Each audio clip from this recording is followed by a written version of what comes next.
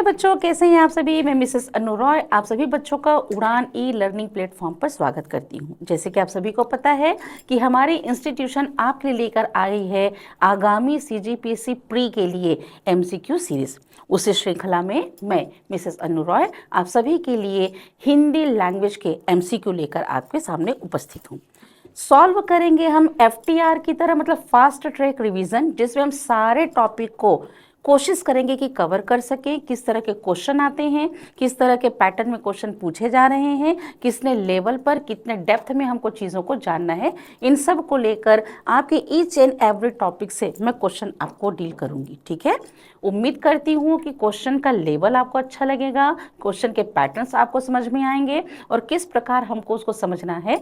तो ऑप्शन के थ्रू मैं आपको सिलेबस कवर कराने की कोशिश करूंगी। ठीक है, इस सिलेबस में जहां पर क्वेश्चन सी सेट में आपके केवल के 20 प्रश्न हुआ करते थे, नाउ अ डेज अगर देखा जाए तो क्वेश्चन जो है 36 to 39 तक के क्वेश्चन आपके सिंजी और हिंदी लैंग्वेज को मिलाकर पूछे जा रहे हैं। ठीक है, इस श्रृंखला में हिंदी के सीरीज के अंतर्गत, हिंदी के एमसीक्यू के अंतर्गत हम सारे टॉपिक को कवर करने की कोशिश करेंगे। तो let's start with one question number 1। ठीक है, फर्स्ट वन क्वेश्चन क्या कहता है कि काव्य शास्त्र को लिखने हेतु प्रयोग होता था। ऑप्शन ए कहता है संस्कृत, ऑप्शन बी कहता है वैदिक, ऑप्शन सी कहता है लौकिक और ऑप्शन डी कहता है पाली। किस टॉपिक से क्वेश्चन है? भाषा का विकास क्रम से। ठीक है, अब सभी को पता है कि हमारी प्राचीन आर्य भाषा क्या थी, तो हमारी प्राचीन आर्य भाषा थी हमारी संस्कृत। ठीक है, इस संस्कृत का समय कब से कब तक माना जाता है? 1500 ईसा पूर्व से आपकी 500 ईसा पूर्व तक माना जाता है। इस संस्कृत के कितने रूप थे? 2 रूप, वैदिक और आपके लौकिक संस्कृत। ठीक है, तो इस संस्कृत के 2 रूप थे, वैदिक और लौकिक। तो वैदिक संस्कृत क्या थी? प्रथम 4 वेदों को, उपनिषदों को, ब्राह्मण ग्रंथों को, धर्म सूत्रों को लिखने के लिए जिस संस्कृत के इस्तेमाल किए गए थे वो थे वैदिक संस्कृत। और इसमें सबसे प्राचीन रूप वाल्मीकि रामायण के समय से अगर देखा जाए तो ऋग्वेद में दिखता है, इसलिए इसे ऋग्वैदिक काल कहा जाता था। लेकिन ये प्रकांड पंडितों के लिए, आचार्यों के लिए क्लिष्ट हुआ करती थी, इसलिए संस्कृत को लोक व्यवहार के लिए सरल किया गया। तो सहज, सरल, लौकिक व्यवहार के लिए प्रयोग होने की वजह से लौकिक थी, जिसका प्रयोग काव्य शास्त्र को लिखने के लिए किया जाता। तो आंसर आएगा ऑप्शन नंबर सी। तो प्रथम 4 वेद, उपनिषद, ब्राह्मण ग्रंथ, धर्म सूत्र अगर हमारे वैदिक संस्कृत में थे, तो काव्य शास्त्र को, नाटकों को, पुराणों को, ग्रंथों को लिखने के लिए जिस संस्कृत के इस्तेमाल किए गए थे वो थी हमारी आपकी लौकिक संस्कृत। क्लियर हो गया? ठीक है, दूसरी बड़ी बात, अब आते हैं अगले क्वेश्चन की ओर कि हिंदी का विकास क्रम निम्न में से कौन सा सही है। ऑप्शन नंबर ए कहता है पाली, प्राकृत, खड़ी बोली, हिंदी और साधुक कड़ी। ऑप्शन बी कहता है संस्कृत, पाली, प्राकृत, हिंदी और अपभ्रंश। ऑप्शन सी कहता है संस्कृत, प्राकृत, अपभ्रंश, खड़ी बोली और हिंदी। ऑप्शन डी कहता है संस्कृत, अपभ्रंश, खड़ी बोली, हिंदी और अवहट। हिंदी के विकास क्रम को अगर देखा जाए तो हिंदी के विकास क्रम को हम 3 प्रकार की भाषा में बांटते हैं।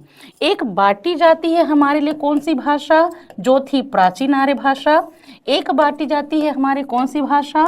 जिसको हम कहते हैं मध्यकालीन आर्य भाषा। और एक होती है हमारे लिए कौन सी भाषा? जिसको कही जाती है आधुनिक आर्य भाषा।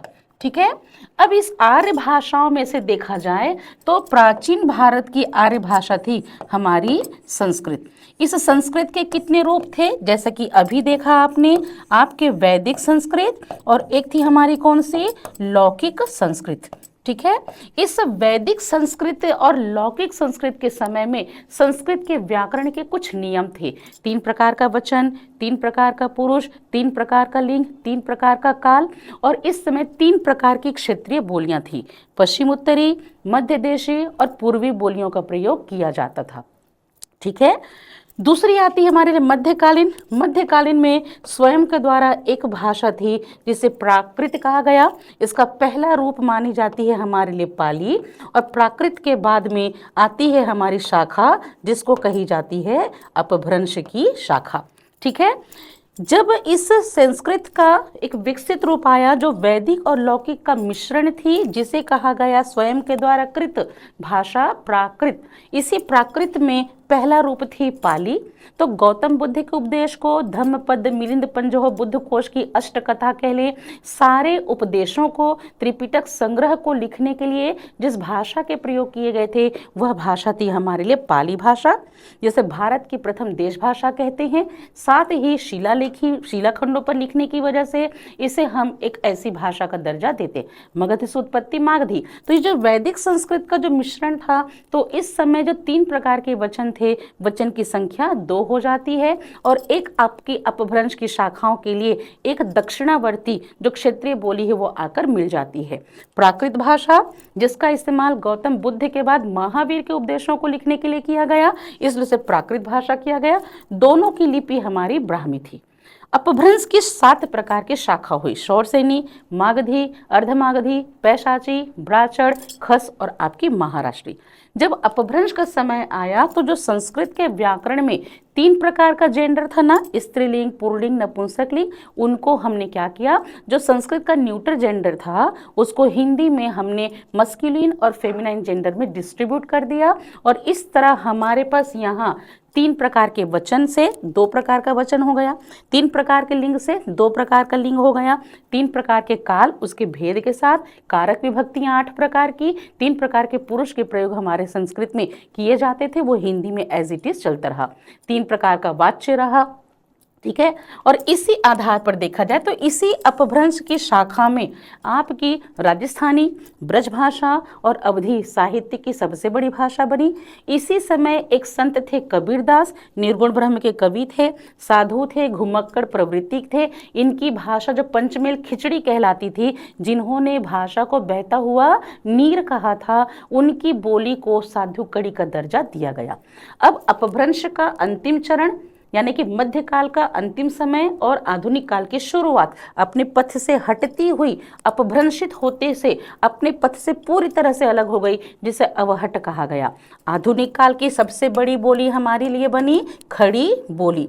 इस खड़ी बोली की शुरुआत जब हुई तो आपकी उर्दू मिश्रण वाली थी, एक ऐसी थी जिसमें ग्रामीण बोलचाल के शब्द थे, एक ऐसी थी जिसमें हमारे लिए आपके जो प्रभाव थे उसमें आपके उर्दू का, एक में संस्कृत का और एक में आपके आम साधारण के बोलचाल वाली खड़ी बोली का प्रयोग किया गया। और इसी खड़ी बोली को नाम दिया गया, किस नाम से, आपका प्रारंभिक हिंदी। और इस प्रारंभिक हिंदी में अगर देखा जाए तो जब हिंदी की शुरुआत भी हुई थी तो हिंदी को रेखता कहा गया, उसे भाखा का दर्जा दिया गया, दक्कनी हिंदी कहा गया और हिंदुई या दहलवी हिंदी के नाम से पुकारा गया। तो इसका सही विकास क्रम क्या होगा, संस्कृत के बाद में आता है आपका कौन सा आएगा इसमें, संस्कृत के बाद पाली, पाली के बाद प्राकृत, अगर प्राकृत के बाद हिंदी, अपभ्रंश नहीं, इसमें आएगी हमारे लिए ऑप्शन नंबर सी, संस्कृत के बाद प्राकृत, प्राकृत के बाद अपभ्रंश, अपभ्रंश के बाद खड़ी बोली और खड़ी बोली के बाद आएगी आपकी हमारी हिंदी। ठीक है, तो ये तो हमारा क्वेश्चन हुआ हिंदी भाषा के अंतर्गत। ठीक है, अब उसी में प्रश्न ये कहता है कि हिंदी क्षेत्र में आने वाला राज्य कौन सा है। ठीक है, अब भारत के अंदर अगर देखा जाए तो बोली से भाषा के स्वरूप है, किसी भौगोलिक क्षेत्र विशेष के अंदर रहने वाले, जिसमें स्थानीय और घरेलू शब्दों की बहुलता हो, जिसका क्षेत्र लिमिटेड एरिया के अंदर हो, उसे क्षेत्रीय प्रांतीय बोली या भाषा के नाम से पुकारते, मातृभाषा के नाम से पुकारते। उस मुख्य बोली के अंतर्गत आती है, उसे कहते हैं उपभाषा। अगर कोई बोली अपने आप को लिखित रूप में दर्ज करा ले और एक आपके लिमिटेड एरियाज वो अपना एरिया एक्सप्लोर करने लगे तब उसे उपभाषा का दर्जा दिया जाता है। ठीक है, तो कहा जाता है कि भारत के अंदर जब देश आज़ाद हुआ आफ्टर 2 years ऑफ इंडिपेंडेंट, आपके 14 सितंबर 1949 को संविधान की धारा 343 अनुच्छेद 1 और भाग 17 के अनुसार एक संवैधानिक घोषणा हुई, जिसमें कहा गया कि भारत की फर्स्ट ऑफिशियल लैंग्वेज अगर हम किसी को मानेंगे तो वो होगी हमारी आपकी हिंदी, जिसको लिखने के लिए जो स्क्रिप्ट यूज करेंगे वो होगी हमारी देवनागरी लिपि। लेकिन सेकंड लैंग्वेज हम 15 साल के लिए किसको मानेंगे, इंग्लिश को, और उसकी लिपि क्या होगी हमारे लिए आपकी रोमन। तो ऐसी परिस्थिति जब आई, तो जब भारत ने ये कहा कि अगर कोई राज्य की सरकार चाहे तो किसी भाषा को अपने साथ लेकर चलती है, तो त्रिभाषा सूत्र का जन्म हुआ। अब इसी आधार पर भारत में प्रयोग होने वाले वो क्षेत्र जहाँ की प्रथम राजभाषा फर्स्ट ऑफिशियल लैंग्वेज हिंदी है, उसे हम देखते हैं तो भारत के 9 राज्य, भारत के 9 स्टेट ऐसे हैं जहां पर हम किसका प्रयोग करते हैं, भारत के अंदर 9 राज्य ऐसे हैं जहां हिंदी का प्रयोग भारत की प्रथम राजभाषा के तौर पर किया जाता है, जिसकी लिपि होती है हमारे लिए देवनागरी लिपि। यूपी, एमपी, छत्तीसगढ़, झारखंड, बिहार, उत्तरांचल, हिमाचल प्रदेश, छत्तीसगढ़, है ना, दिल्ली, राजस्थान, बिहार, ये ऐसे राज्य है। तो क्वेश्चन ने क्या पूछा है, हिंदी क्षेत्र में आने वाला राज्य क्या है, तो बिहार, हरियाणा, हिमाचल प्रदेश, मतलब इसका आंसर होगा सभी। बाकी अगर देखा जाए तो इसी क्षेत्र को 3 एरिया में बांटा गया है। एक है हमारा क क्षेत्र, क क्षेत्र जिसमें पूरी तरह से हम किसको यूज करते हैं, हिंदी को। दूसरा है हमारे लिए पत्र व्यवहार में आपका ख क्षेत्र, जहां हम किसको इस्तेमाल करते हैं, आपकी प्रांतीय भाषा को, ठीक है। और तीसरा है हमारा वो जो आपका ग क्षेत्र की कैटेगरी में आता है, और इस ग क्षेत्र के अंतर्गत देखा जाए तो अहिंदी भाषी क्षेत्र आते हैं। और ये क्या है तो ध्यान रखिए, इसका इस्तेमाल कहाँ होता है, जब आपके सेंट्रल गवर्नमेंट से स्टेट गवर्नमेंट के बीच कोई शासकीय पत्र व्यवहार होता है, तो हिंदी के जो 9 क्षेत्र हैं जहां प्रशासकीय कार्यों के संपादन के लिए फर्स्ट लैंग्वेज हिंदी को यूज करते हैं, उसे क क्षेत्र यानी कि इसे ही कहा जाता है हिंदी का क्षेत्र। क्लियर हो गया। और जो रीजनल स्टेट है, जैसे कि आपके आ जाते हैं आपके गुजरात, महाराष्ट्र, असम हो गया, है ना, पंजाब हो गया, ये ऐसे स्टेट हैं जो अपनी प्रांतीय भाषा को राज्य में स्थान देते हैं, इसलिए उसे राज्य भाषा भी कहते हैं। तो राज्य भाषा वाला जो क्षेत्र है जहां हिंदी लिंक रखती है, इसलिए इसे संपर्क का क्षेत्र कहा जाता है। लेकिन वो एरिया जहां हिंदी बिल्कुल भी नहीं है, इंग्लिश वहां के संपर्क बनाती है, तो दक्षिण भारत और भारत के पूर्वांचल हिस्से में इसके प्रयोग होने की वजह से उसे ग क्षेत्र कहा जाता है। क्लियर हो गया। अब आते हैं नेक्स्ट वन क्वेश्चन, निम्नलिखित में से कौन सी देवनागरी लिपि से पर्याप्त साम्य रखती है, असमिया, मलयालम, गुजराती और बांग्ला, ठीक है ना। अब यहाँ क्वेश्चन आपके स्क्रिप्ट से पूछा गया है, तो प्रश्न कह रहा है कि भारत के अंदर प्रयोग होने वाली देवनागरी लिपि जिसका जन्म कहाँ से हुआ है, ब्राह्मी की उत्तरी शाखा। भारत के अंदर अगर देखा जाए तो ब्राह्मी की है हमारे लिए आपकी 2 शाखा, एक है आपकी उत्तर ब्राह्मी और एक है आपकी कौन सी ब्राह्मी, दक्षिण ब्राह्मी। अब दक्षिण ब्राह्मी की अगर हम बात करते हैं तो दक्षिण भारत की जितनी भी लिपियां हैं उनको लिखने के लिए जिस लिपि के प्रयोग किए जाते हैं वो है हमारी द्रविड़ लिपि, तमिल, तेलुगु, कन्नड़ और मलयालम, ठीक है। वट्टेलुत्तु है, ग्रंथ लिपि है, कदम्ब लिपि है, कन्नड़ लिपि है, ये आपकी दक्षिण भारतीय भाषाएं इसमें लिखी जाती है। उत्तर भारत के अंदर अगर उत्तर ब्राह्मी की हम बात करते हैं तो उत्तर ब्राह्मी से आई हमारे लिए गुप्त लिपि, है ना, गुप्त लिपि से आई हमारे लिए आपकी सिद्ध मातृका लिपि, सिद्ध मातृका लिपि से समय आया हमारे लिए कुटिल लिपि का। अब इसी कुटिल लिपि की 2 शाखा हुई, एक शाखा बनी नागरी लिपि की शाखा, एक बनी हमारे लिए शारदा लिपि की शाखा। भारत के शीर्ष में जो शारदा लिपि थी तो गुरुमुखी, कश्मीरी, लहंदा, टाकरी, सिरमौरी, कोच्ची, कुल्लुई, डोंगरी, पहाड़ी, करटवारी, चंबा, जौनसारी, मंडियाली, हिमांचली, ये सब भारत के शीर्ष में बोली जाने वाली भाषाओं को लिखने वाली लिपि थी, जिसे शारदा लिपि कहा गया। पर भारत का जो मिडिल एरिया है, इंडिया का मिडिल एरिया थोड़ा सा वाइड है, वेस्टर्न एरिया और ईस्टर्न एरिया, तो प्राचीन बांग्ला से ही कहा जाता है कि प्राचीन बांग्ला से ही अगर नागरी की बात की जाए जिसकी 2 शाखा हुई, एक हो गई हमारे लिए पश्चिमी नागरी और एक बन गई हमारे पूर्वी नागरी। अब ये जो नागरी लिपि थी इसकी पूर्वी और पश्चिमी, तो देवनागरी जो है पश्चिमी के अंतर्गत आती है, लेकिन पूर्वी नागरी में बांग्ला, उड़िया, असमिया आते हैं। तो प्रश्न ने क्या कहा है कि निम्नलिखित में से कौन सी देवनागरी लिपि के साम्य रखती है। अब मलयालम जो है वो आपकी दक्षिण भारतीय भाषा को लिखी जाती है, इसलिए वो द्रविड़ लिपि है, परंतु असमिया, गुजराती, बांग्ला की बात की जाए तो हमारे लिए आपकी पूर्वी नागरी में आपकी प्रयोग होने वाली असमिया है, पश्चिमी है गुजराती और पूर्व में है बांग्ला। तो यहाँ पर आपकी कौन सी लिपि है जो सामने रखती है, तो यहां पर देखने वाली है कि असम की इस लिपि को असमी लिपि कहते हैं, बंगाल की लिपि को बांग्ला लिपि कहते हैं, द्रविड़ लिपि है मलयालम, तो आंसर क्या आएगा आपका गुजराती। क्लियर हो गया, ठीक है। नेक्स्ट वन क्वेश्चन की ओर आते हैं, अब यहाँ पर वर्ण में भाषा और लिपि का आपका क्वेश्चन कंप्लीट होता है, ठीक है, किस लेवल में किस तरह के क्वेश्चन पूछे थे। अब अगला टॉपिक है वर्णमाला से रिलेटेड कि किस वर्ण का उच्चारण स्थान कंठ तालु है, ह, छ, ओ या ए। अब आपको प्रश्न ये कहते हैं कि वर्णमाला में अगर हम उच्चारण स्थान की बात करते हैं तो उच्चारण स्थान कहाँ से निकल कर आता है, उच्चारण स्थान आता है आपके स्पर्श वर्ण से, है ना। उच्चारण स्थान की प्राप्ति कहाँ होती है, स्पर्श वर्ण में। कहाँ से प्राप्ति होगी स्पर्श वर्ण में, जब किसी भी वॉवल्स का और कॉन्सोनेंट का प्रोनाउंसिएशन किया जाता है तो ऐसी सिचुएशन में पेट में जितनी हवा होती है सबसे पहले फेफड़ों को छूकर मुख के अंदर की इंद्रियों को छूकर बाहर निकलती है, और वह ध्वनि मुख के अंदर की जिस इंद्रियों को छूकर निकलती है उसे कहा जाता है स्पर्श व्यंजन। इसे आप स्टॉप कॉन्सोनेंट कहते हैं, एक्सक्लूसिव कॉन्सोनेंट कहते हैं, इसे म्यूट कॉन्सोनेंट के भी नाम से पुकारते हैं। इसे स्फोट ध्वनि और स्पर्श ध्वनि के साथ साथ इसे वर्गीय व्यंजन भी कहा जाता है। अब देखने वाली बात है कि किस वर्ग का उच्चारण स्थान कंठ तालु है। यदि आप ह का प्रोनाउंसिएशन करते हैं तो ये हमारा कंठ को छूकर निकलता है, इसलिए ह का उच्चारण स्थान हुआ हमारे लिए कंठ। जब आप छ कहते हैं तो हमारा जो टंग का फ्रंटल एरिया है वो पैलेटल, सॉफ्टल पैलेटल मतलब कि तालु को स्पर्श करता है, इसलिए वो तालव्य है।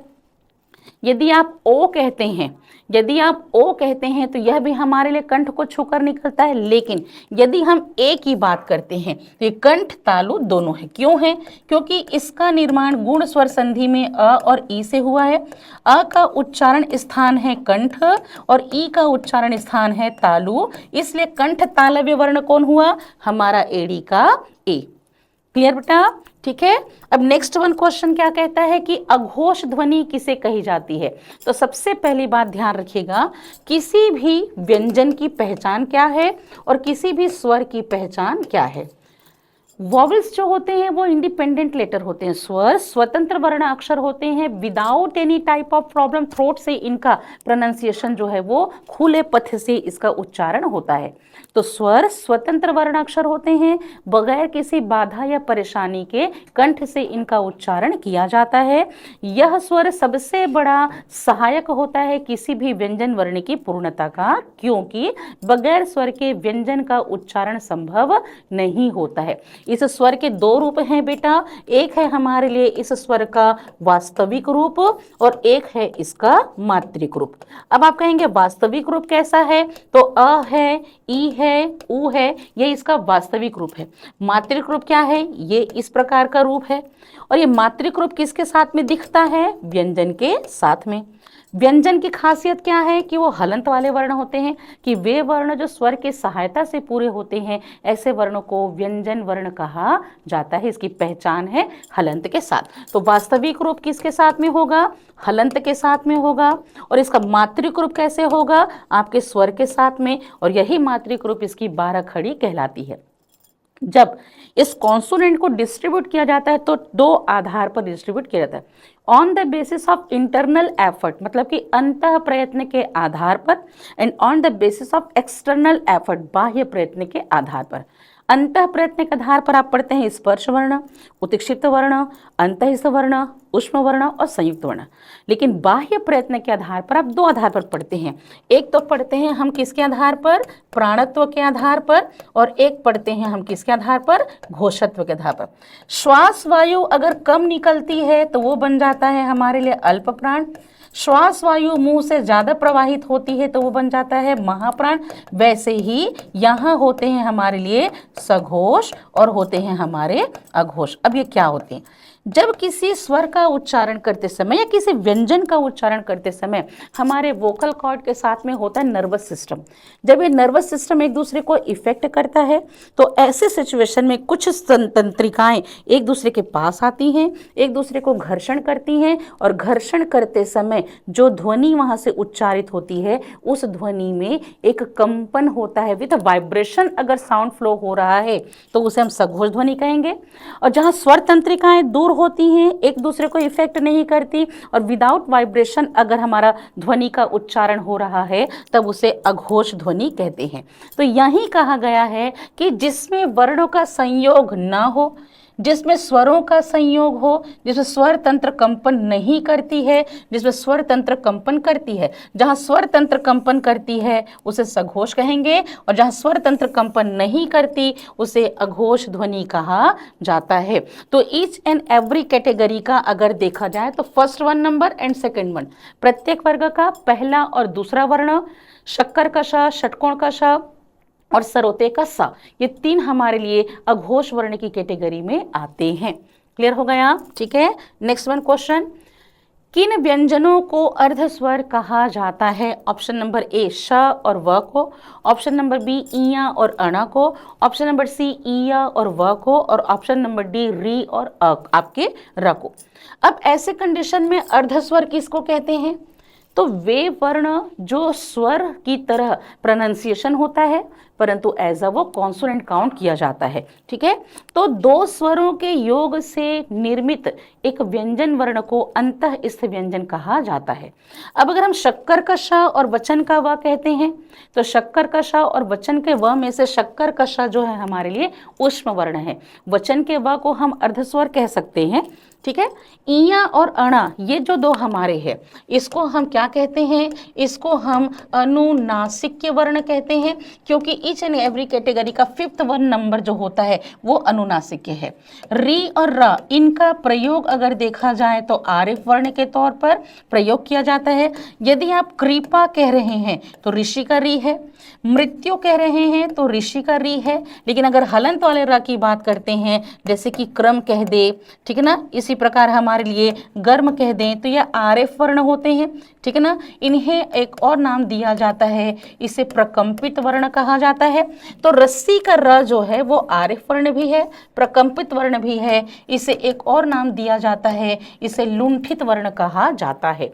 ठीक है, ऋषि का र का प्रयोग जो है वो एक स्वर की तरह भी है ना, जैसे कि अगर हमको ऋण कहना है, यदि हमको ऋतु कहना है तो जस्ट लाइक वॉवेल्स है ना, पर यह हमारे लिए स्वर की मात्रा भी है।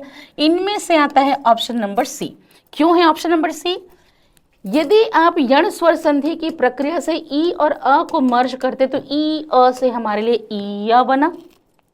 इसी प्रकार ऊ के साथ में यदि हम अ को मिलाते हैं तो ऊ अ से हमारे लिए व बना, इसलिए इन दोनों को अर्धस्वर कहा जाता है। तो जब किसी व्यंजन का उच्चारण करते समय जिह्वा, तालु, दांत, होठ निकट तो आते हैं पर पूर्णतः उनमें स्पर्श नहीं होता, तो स्वर की तरह इनका उच्चारण होने की वजह से इन्हें अर्ध स्वर या उससे व्यंजन की तरह प्रयोग करने की वजह से इसे अर्ध व्यंजन कहा जाता है। नेक्स्ट 1 क्वेश्चन, जब किसी व्यंजन का संयोग उसी व्यंजन के साथ होता है तो उसे क्या कहते हैं? क्या उसे संयुक्त व्यंजन कहते हैं, क्या स्पृष्ट व्यंजन कहते हैं, उत्क्षिप्त व्यंजन कहते हैं, या संयोग द्वित्व व्यंजन कहा जाता है? तो क्वेश्चन ध्यान समझिए, जब किसी व्यंजन का संयोग उसी वर्ण से हो जिसमें पहले वो था तो उसे क्या कहेंगे? तो देखने वाली बात है, इसका आंसर होगा द्वित्व व्यंजन। क्यों? क्योंकि संयुक्त व्यंजन क्या होते हैं? जब कोई एक या एक से अधिक वर्ण, दोनों में समझा रही हूं, संयुक्त व्यंजन क्या होते हैं? 2 व्यंजनों के योग से निर्मित वर्ण को संयुक्त व्यंजन कहते हैं। क्षत्रिय का क्ष, त्रिशूल का त्र, ज्ञानी का ज्ञा और श्रीमान जी का श्रा। ठीक है, दूसरी बड़ी बात एक होती है हमारे लिए संयुक्त ध्वनि, है ना। अब यह हमारी संयुक्त ध्वनि क्या होती है? तो ध्यान रखिएगा, जब वर्ण के संयोग किए जाते हैं तो वर्ण संयोग में 2 प्रकार का संयोग मुख्य होता है, प्रथम प्रारंभ या आरंभ संयोग, और एक होता है हमारे लिए मध्य संयोग। ठीक है, तीसरा होता है हमारे लिए द्वित्व संयोग। ठीक है, अब प्रथम संयोग क्या होता है?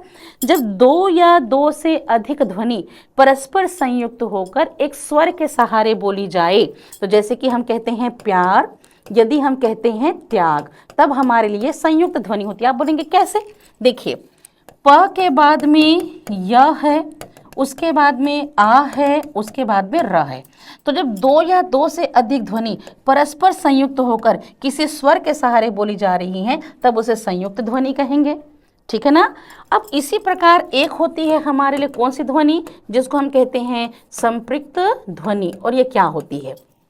ठीक है, जब 2 स्वर सहित वर्ण एक वर्ण के साथ संयोग करे, है ना, जैसे कि रफ्तार, जैसे कि चंदन, कुम्हार। ठीक है, तो जब हम देखते हैं तो र के साथ में हमारे लिए क्या है, अ है, फ के साथ में कुछ नहीं, त के साथ में आ है, इसी प्रकार र के साथ में हमारे लिए अ है। तो क्या कह रहा है, जब कोई दो स्वर सहित वर्ण एक व्यंजन के साथ में संयोग करे, ऐसी कंडीशन में इसके बाद स्वर नहीं है तो ये अधूरा हो गया, इसलिए ऐसे प्रयोग को संपृक्त ध्वनि कही जाती है। लेकिन जब किसी व्यंजन का प्रयोग दो बार हो जाए, एक आधे और एक पूर्ण रूप में, या कोई व्यंजन का संयोग उसी व्यंजन वर्ण से हो, जैसे कि ल का संयोग ल से ही है, म का संयोग यहाँ म से ही है, यहाँ त का संयोग त से है ना, क्लियर हो गया। ठीक है, उसी प्रकार त का संयोग त से है। तो ऐसे प्रयोग जहां पर एक व्यंजन की रिपीटेशन हो जाता है, एक हाफ लेटर के लिए और एक कंप्लीट लेटर के लिए, यानी कि जब किसी व्यंजन का संयोग उसी व्यंजन के साथ होता है तो उसे संयोग द्वित्व व्यंजन कहा जाता है। ठीक है, चलिए आते हैं नेक्स्ट वन क्वेश्चन। अम तथा अह को स्वर के साथ गिना जाता है, क्यों? क्योंकि ये अनुस्वर और अनुनासिक हैं इसलिए, या व्यंजन के बाद लगाए जाते हैं इसलिए, या ये मूल स्वर हैं इसलिए, या ये देवनागरी में है इसलिए। तो आंसर क्या होगा, पहली बात। यदि हम अंगूर के अम और अह की बात करते हैं तो अकॉर्डिंग टू और संस्कृत अम जो है स्वर की कैटेगरी में है और अह को कहा जाता है विसर्ग। लेकिन अगर हम लिखते हैं जैसे कि अंगूर, यदि हम कहते हैं अंगार, यदि कहते हैं अंगद, तो जस्ट साउंडिंग लाइक आपका वॉवेल्स है ना, वॉवेल्स की तरह साउंड नहीं हो रहा है।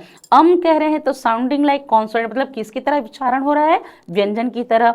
अह कह रहे हैं तो किसकी तरह उच्चारण हो रहा है, आपके ह की तरह। तो अस्वर के योग से बना व्यंजन के अर्थ को वहन करने वाले को अयोगवाह कहा जाता है। इसे स्वर और व्यंजन के मध्य की कड़ी भी कहते हैं। अंगूर का अम और अह अगर देखा जाए तो ये स्वर की तरह प्रयोग हो रहे हैं, यहाँ स्वतंत्र है तो स्वर की तरह है, इसी प्रकार अह कह रहे हैं तो स्वर की तरह है। परंतु अगर देखा जाए तो यदि अगर किसी व्यंजन के बाद अगर प्रयोग हो रहा है तो यह स्वर की मात्रा की तरह बदल जाता है। तो व्यंजन के बाद इसका प्रयोग है, क के साथ में अह कह रहे हैं तो व्यंजन के बाद प्रयोग है। तो आंसर क्या होगा, व्यंजन के बाद लगाए जाते हैं स्वर की तरह, इसलिए अंगूर काम और अह को स्वर के साथ गिना जाता है, क्योंकि ये व्यंजन वर्ण के बाद इसका प्रयोग जो है वो किया जाता है। क्लियर हो गया बेटा? ठीक है, अब ये अंगूर का अम कहाँ लगता है, शिरोरेखा के ऊपर की मात्रा के लिए। शिरोरेखा के ऊपर की मात्रा कौन सी है, छोटा ई, बड़ा ई, एड़ी का ए, ऐनक का ए, ओखली का ओ, औरत का ओ, इसमें हम अनुस्वर को लगाते हैं। ठीक है, दूसरी बड़ी बात कि इसके साथ में एक और प्रयोग होता है जिसको हम कहते हैं चंद्र बिंदु। ये कहाँ लगाई जाती है, शिरोरेखा के नीचे, छोटा आ छोटा ऊ, इसमें हम लगाते हैं आपके शिरोरेखा के नीचे। दूसरी बड़ी बात, जब इसका प्रयोग किया जाता है तो हिंदी के शब्द नहीं, मैं, क्यों, ऐसे शब्द में भी हम किसका प्रयोग करते हैं, बहुवचन शब्द हैं, इसमें भी हम एक बिंदी का प्रयोग जो है वो करते हैं। लेकिन धुआं, कुआं, नदियाँ, तिथियाँ और बहुवचन में वस्तुएं, ऋतुएं, मालाएं अगर कहते हैं तब चंद्र बिंदु के इस्तेमाल किए जाते हैं। नेक्स्ट वन क्वेश्चन, अब कहता है ये आपके कौन सा टॉपिक है, भाषा हो गई, लिपि हो गई, वर्णमाला हो गई। इस वर्णमाला में बेटा आपको अक्षर पहचानने भी देता है। निम्न में से उत्क्षिप्त वर्ण कौन सा है, निम्न में से मूर्धन्य वर्ण का कौन सा है, मूर्धन्य वर्ण को किस वर्ग के अंतर्गत रखा गया है, या आपके अल्प प्राण कौन है, महाप्राण वर्ण कौन से हैं, ऐसे लेवल के क्वेश्चन भी पूछे जाते हैं वर्ण पहचानने के लिए। और इसी से क्वेश्चन जुड़ा होता है मानक वर्तनी का। निम्न में से शुद्ध वर्तनी वाले शब्द का चयन कीजिए, निम्न में से एक की वर्तनी अशुद्ध है उसका चयन कीजिए, वो भी पूछा जाता है। इसलिए आपको पूरा कॉन्सेप्ट वर्णमाला को बहुत डिटेल पढ़ना जरूरी है। नेक्स्ट वन क्वेश्चन, निम्नलिखित में से अव्यय है वर्तमान, नया, तथा और सुंदर।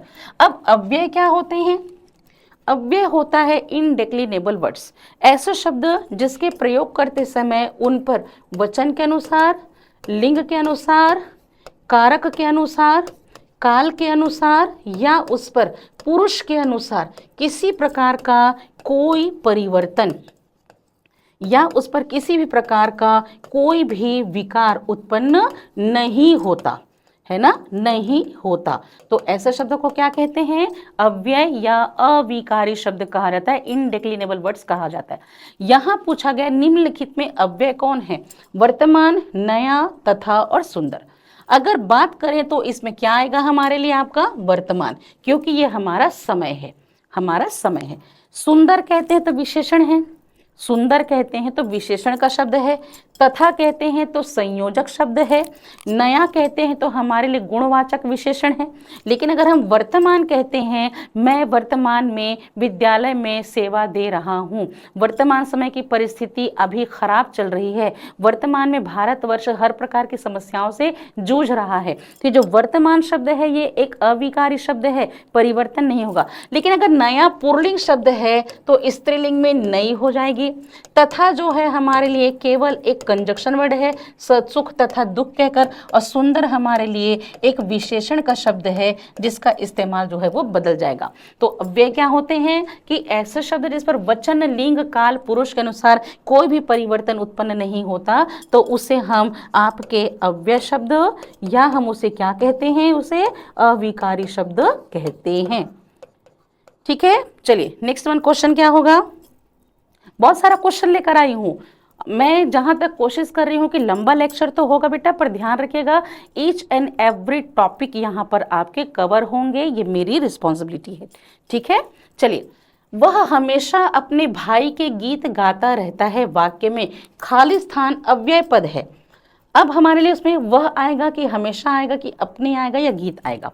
ठीक है, अब देखिए अब के इस क्वेश्चन में क्या कह रहे हैं कि वह हमेशा अपने भाई के गीत गाता रहता है। इस वाक्य में कौन सा शब्द है जो एक अविकारी शब्द है? तो इसका आंसर देखा जाए तो ये हमारे लिए एक सर्वनामिक शब्द है।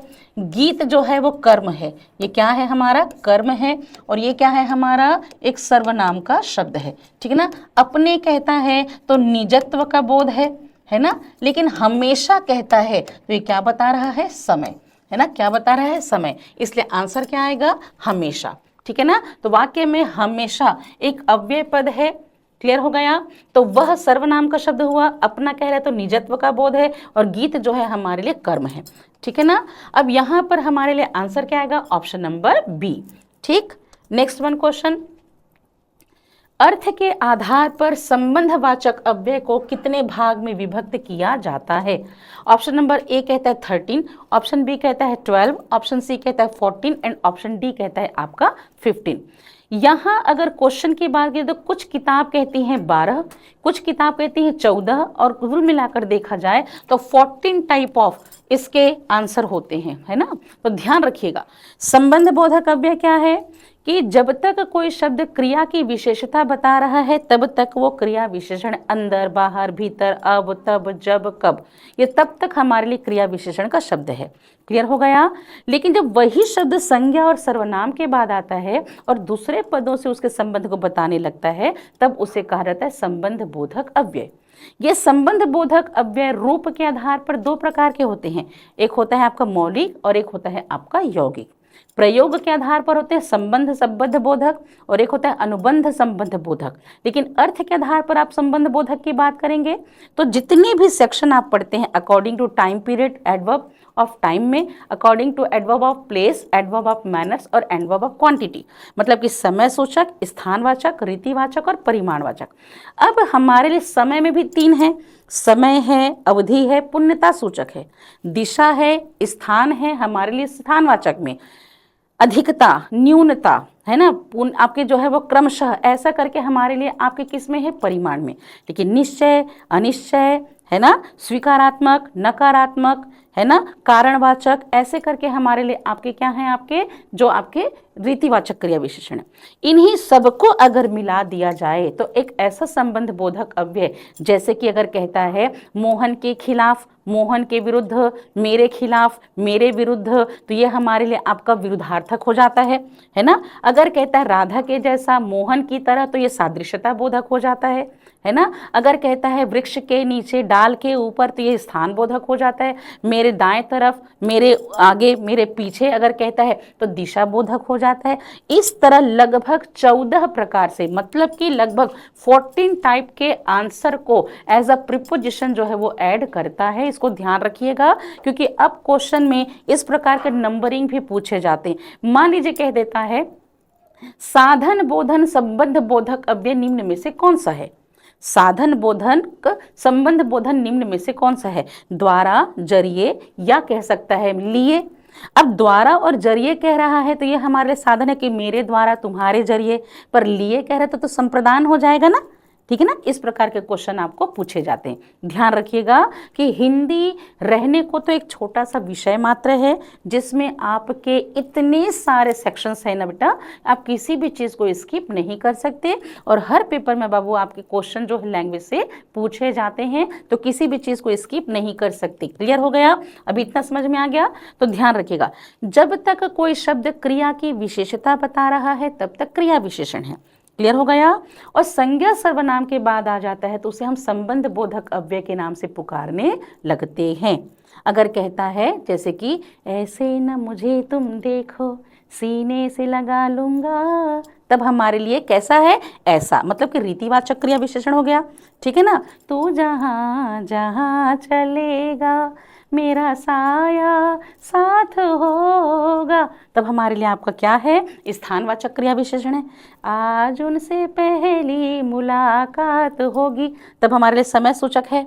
इतना न मुझसे तो प्यार बढ़ा कि मैं एक बादल आवारा, तब ये हमारे लिए क्या होगा आपका, परिमाणवाचक क्रिया विशेषण। तो जब तक वो क्रिया की विशेषता बताएगा तब तक क्रिया विशेषण है। लेकिन अगर वो कहता है मेरे मोहन के बाद, अगर कह सकता है मेरे आगे, मेरे पीछे, मेरे अंदर, मेरे बाहर, तब वो प्रीपोजिशन हो जाता है। लेकिन मैं भीतर बैठा हूं कहते हैं तो वो एडवर्ब होता है। क्लियर हो गया बेटा, ठीक। अब हमारे लिए अगला क्वेश्चन क्या आता है, चलिए नेक्स्ट वन क्वेश्चन देखते हैं। नेक्स्ट वन क्वेश्चन है कि परिमाणवाचक क्रिया विशेषण अव्यय क्या है। सर्वदा, सर्वत्र, इतना या गलत, अभी मैंने बताया आपको। देखिए, अगर सर्वदा कहता है तो सर्वदा का मतलब समय है कि मैं हमेशा ऐसा काम करूंगा, तो ये हमारे लिए कालवाचक क्रिया विशेषण होगा।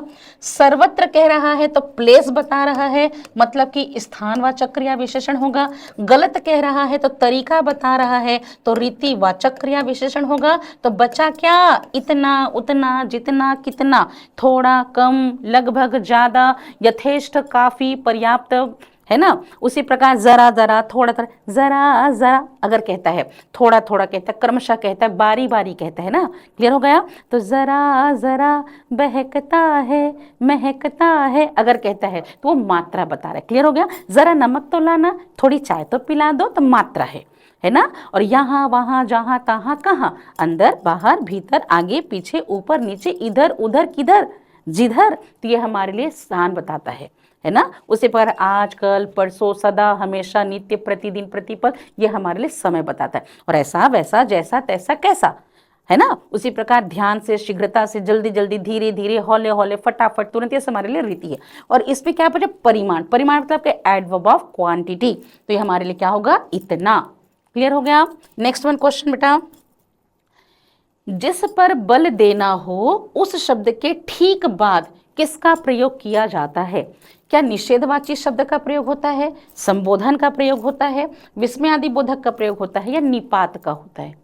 देखने वाली बात है कि नकारात्मक शब्द का प्रयोग हम कहाँ करते हैं, जब किसी कार्य में क्रिया से पहले, है ना। तो निषेधवाची शब्द का प्रयोग कहाँ होता है, क्रिया से पहले। जैसे कि वहां मत जाना, उसे मत खाना, ऐसा नहीं करना। उसी प्रकार संबोधन का प्रयोग वाक्य में सबसे पहले होता है, जैसे कि हे राम कितना गंदा बच्चा है। क्लियर हो गया। विस्मयादि बोधक का भी अगर हम बात करते हैं, जैसे कि वाह क्या चाय बनाई, ये भी वाक्य के पहले होता है। लेकिन जिस शब्द पर बल देना है वहां निपात का प्रयोग किया जाता है। जैसे कि हम क्या कहते हैं, मुझे अभी आइसक्रीम ही खानी है। क्या कहते हैं, मुझे आइसक्रीम ही खानी है ना। तो किस पर बल दे रहा है बेटा, आइसक्रीम पर बल दे रहा है, इसलिए तुरंत बाद में हम किसका प्रयोग करेंगे, एक निपात शब्द ही का। तो निपात क्या है, निपात का मतलब होता है जो कहीं भी गिर पड़े, वाक्य में विशेष प्रभाव को बताने के लिए एक ऐसा अव्यय शब्द जो वाक्य में उस शब्द के तुरंत बाद लगा दिया जाए जिससे उस वाक्य पर बल का प्रभाव पड़ने लगे, तो ऐसे शब्द को निपात शब्द कहा जाता है। क्लियर हो गया? तो जिस शब्द पर अब ही जाओ, इतना ही बचा है, मैं भी जाऊंगा, तुम ही कर लो अगर कहते हैं तो सब हमारे लिए निपात शब्द होते हैं। नेक्स्ट वन क्वेश्चन क्या कहता है? मैंने तो कुछ नहीं किया प्रस्तुत वाक्य में तो व्याकरण की दृष्टि से क्या है? मैंने तो कुछ भी नहीं किया, इसमें व्याकरण की दृष्टि से तो क्या है? क्या वो क्रिया विशेषण है, क्या वो कर्ता है, क्या वो कारक है, क्या वो निपात है? ठीक है, तो क्रिया विशेषण तो हो नहीं सकता क्योंकि क्रिया की विशेषता बताने वाले शब्द को क्रिया विशेषण कहते हैं। दूसरी बात, कर्ता तो है नहीं। अगला, कारक की बात नहीं है, कारक में तो है ही नहीं, तो क्या है? निपात। कैसे पहचानेंगे? मैंने तो मतलब वो बल दे रहा है कि किसने? मैंने। तो यहां पर बल देने के बाद तुरंत इसका प्रयोग है, इसलिए इसका आंसर क्या होगा? ऑप्शन नंबर आपका डी। सॉरी, ठीक है ना। अब नेक्स्ट वन क्वेश्चन कि प्रश्नवाचक अव्यय न वाक्य के किस भाग में प्रयोग होता है? क्या वाक्यारंभ में, वाक्य के मध्य में, वाक्य के अंत में, या उपयुक्त तीनों में? अब प्रश्न सूचक शब्द है न। अब आप बोलेंगे कि न कैसे हैं? देखिए, न का मैक्सिमम यूज, इस न का मैक्सिमम यूज होता है एज अ नेगेटिव फॉर्म, है ना। न ऐसा नहीं करना, ठीक है ना। इसी का फॉर्म होता है न तुम जाओ न वो जाए, एज अ कंजक्शन।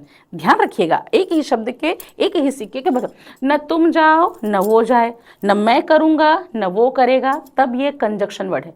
ना ऐसा नहीं करना, नहीं करना, तब वो नेगेटिव वर्ड है ना। लेकिन कभी कभी अगर देखते हैं हम, कभी इसका इस्तेमाल एज अ इंट्रोगेशन भी करते हैं। आप जाएंगे ना, चलोगे ना, तो प्रश्न सूचक शब्द पर यह वाक्य के कहाँ लगता है? अंत में जोड़ा जाता है। आप भी जाएंगे ना। अब यहाँ पर प्रश्न पूछ रहा है, आप भी जाएंगे ना। वो आंसर दे सकता है नहीं मैं नहीं जाऊंगा, या आंसर दे सकता हाँ मैं बिल्कुल चलूंगा।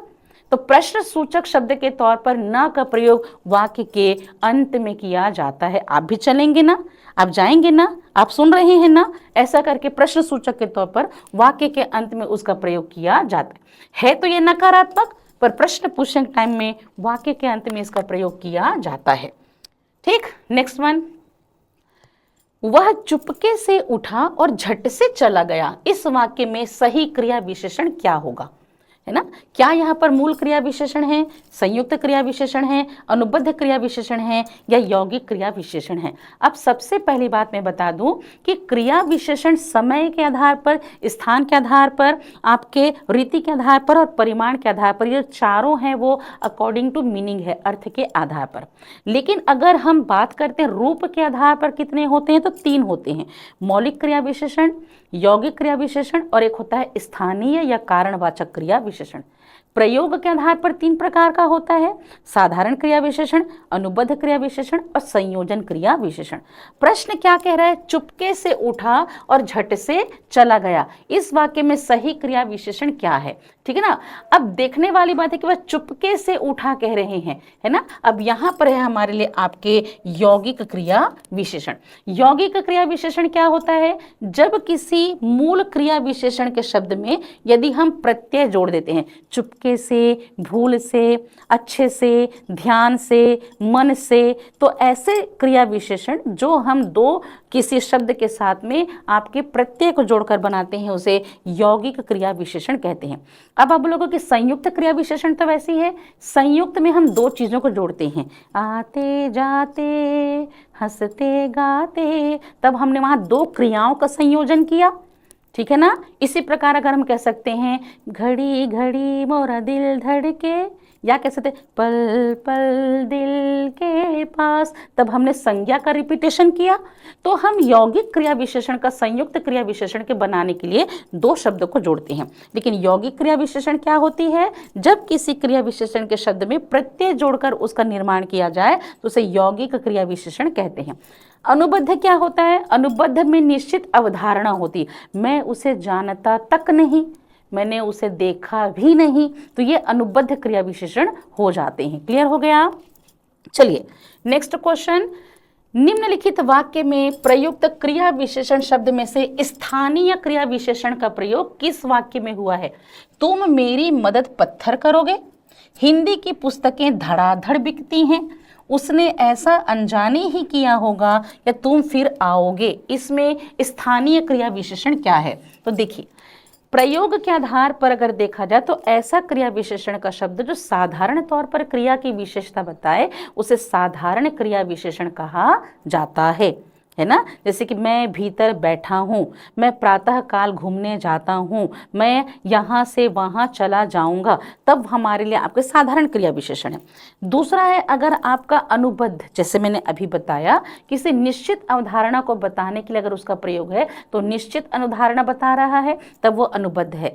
लेकिन कभी किसी शब्द का प्रयोग क्रिया से पहले कोई संज्ञा और विशेषण के शब्द को रख दिया जाए, ऐसे किसी कारण या उद्देश्य को पूरा करने के लिए, ध्यान रखिए बेटा, किसी कारण या उद्देश्य को पूरा करने के लिए यदि किसी संज्ञा और विशेषण के शब्द को क्रिया से पहले स्थान दे दिया जाए जिससे वह एक क्रिया विशेषण का काम करने लगे, तो ऐसे तत्व को क्या कहा जाता है? स्थानीय या कारणवाचक या उद्देश्यवाचक क्रिया विशेषण कहा जाता है। तो इसमें है तुम मेरी मदद करोगे, अब इसके सामने पत्थर रख दिया, हिंदी की पुस्तकें धड़ाधड़ बिकती हैं, अब ये रीतिवाचक क्रिया विशेषण हो गया, उसने ऐसा अनजाने किया है, रीतिवाचक क्रिया विशेषण हो गया, तुम फिर आओगे तो रीतिवाचक क्रिया विशेषण हो गया। तो आंसर होगा ऑप्शन नंबर आपका ए।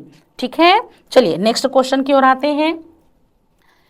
जब पानी बरसता है तब मेढक बोलते हैं या मेढक टर्राने लगते हैं। इस वाक्य में जब पानी बरसता है यह क्या है? क्या यह पदबंध है कि समस्त पद है कि विशेषण उपवाक्य है कि क्रिया विशेषण उपवाक्य है?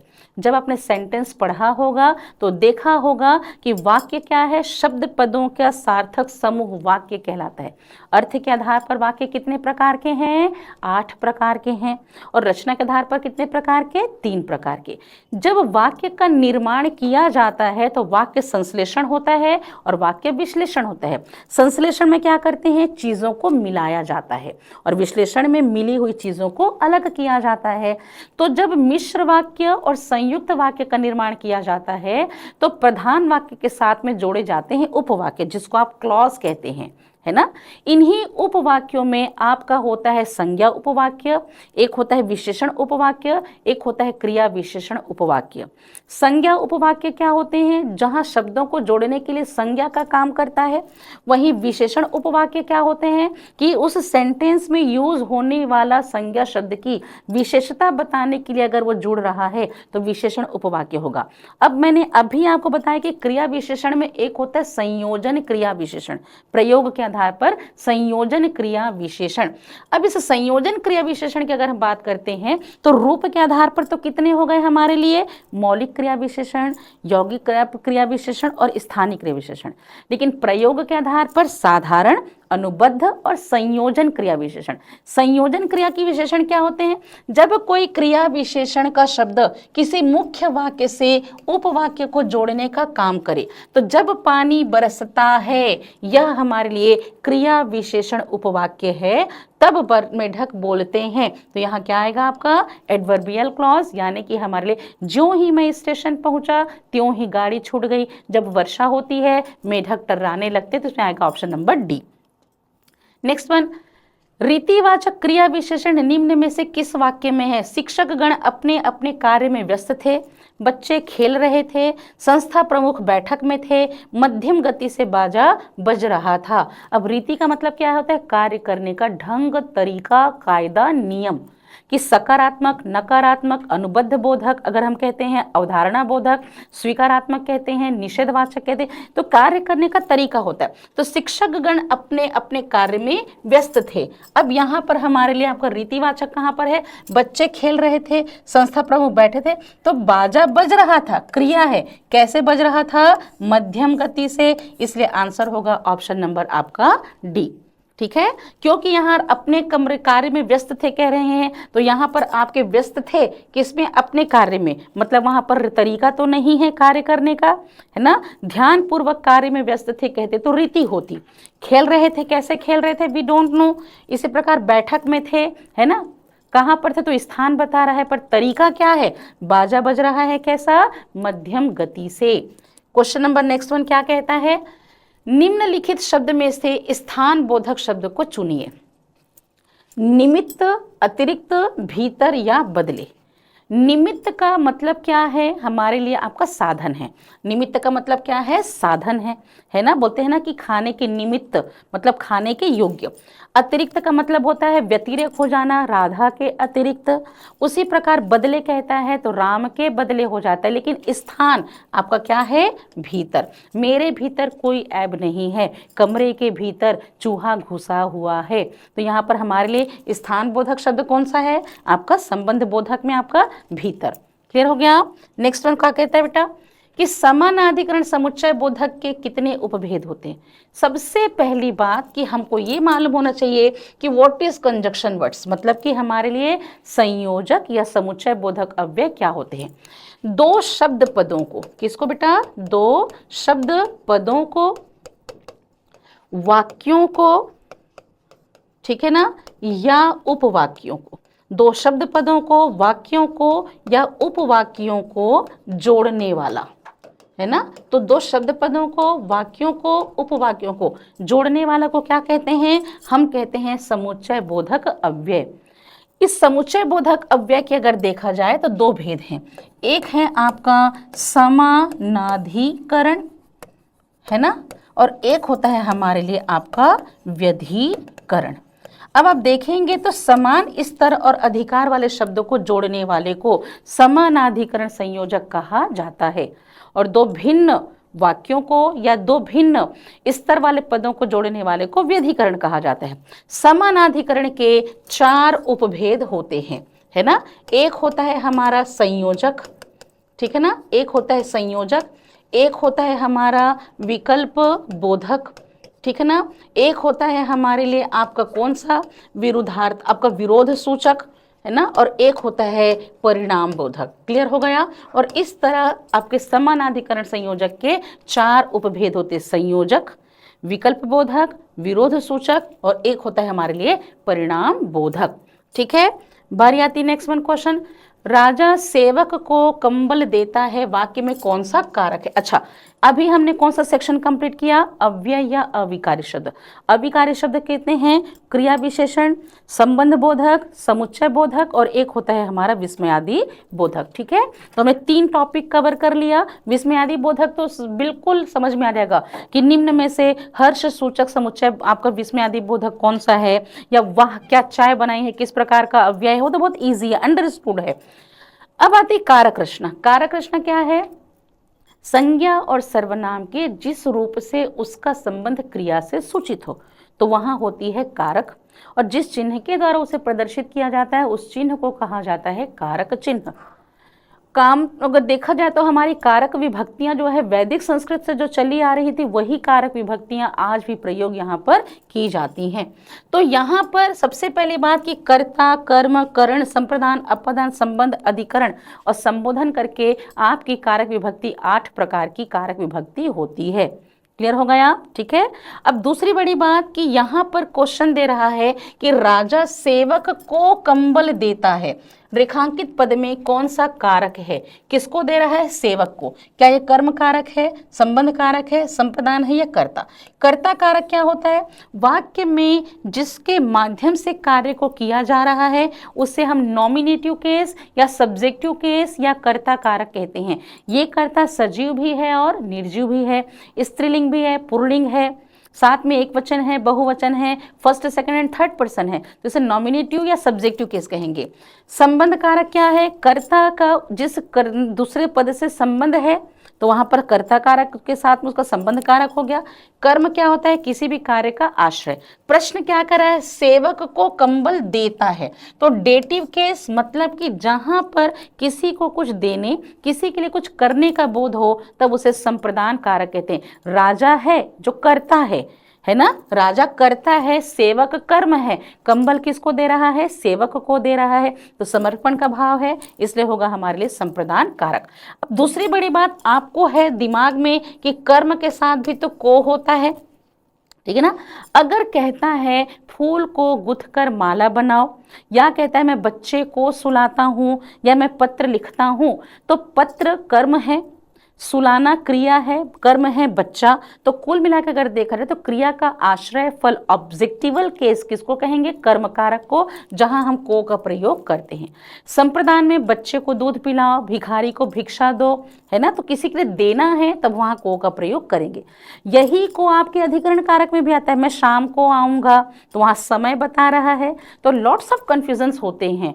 आप इसके लिए बहुत डिटेल में चीजों को पढ़ेंगे बेटा तो सभी बहुत अच्छे से समझ में आएंगे। मैं शाम को आऊंगा कहते हैं, सुबह को चलेंगे कहते हैं, तो अधिकरण कारक हो जाएगा। कुत्ते को भगाओ, दरवाजे को बंद करो कहेगा तो कर्म कारक हो जाएगा। बच्चे को दूध पिलाओ, भिखारी को भिक्षा दो, राजा अपनी प्रजा को दान देता है, तब वह हमारे लिए संप्रदान कारक होगा। क्लियर?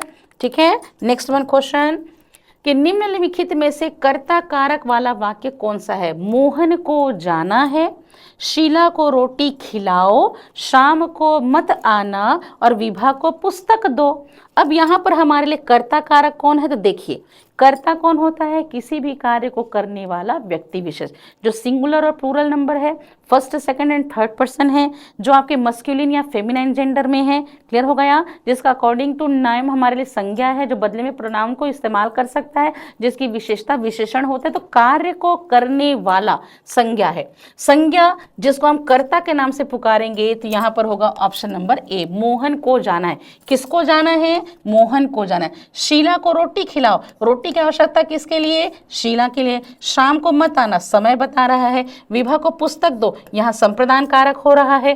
ठीक है ना, तो यहाँ किसको जाना है? मोहन को जाना है। ठीक। नेक्स्ट वन क्वेश्चन, निम्नलिखित वाक्य में से एक वाक्य में कर्ण कारक की विभक्ति चिन्ह का प्रयोग हुआ है, उस वाक्य का चयन कीजिए। पैरों से चलना यात्रा, प्राणों से चलना जीवन, समुदाय से चलना समाज, देश और काल से चलना इतिहास कहलाता है। ऑप्शन नंबर बी क्या कहता है? आकाश से गिरी एक बूंद कहीं मोती, कहीं विष तो कहीं कीचड़ बनी। ऑप्शन नंबर सी क्या कहता है? रेल से उतरा मुसाफिर ईश्वर चंद्र विद्यासागर को कुली समझ बैठा। ऑप्शन नंबर डी क्या कहता है? पेड़ से गिरता सेब न्यूटन के द्वारा स्थापित गुरुत्वाकर्षण सिद्धांत का आधार बना। अब कर्ण कारक की विभक्ति देखिए से, कर्ण कारक में भी विभक्ति है से, और अपादान कारक में भी है विभक्ति से। ये जो कर्ण कारक होता है वो क्या होता है? किसी भी कार्य को करने का साधन होता है, कार्य को करने का माध्यम होता है, किसी भी कार्य का जरिया है, किसी भी कार्य का स्रोत होता है जिसके द्वारा कार्य को क्रिएट किया जा रहा है। परंतु यहाँ पर क्या होता है? भय है, तुलना है, यहाँ पर क्या होता है? अलगाव है, इसके अलावा आपके पृथक्करण है।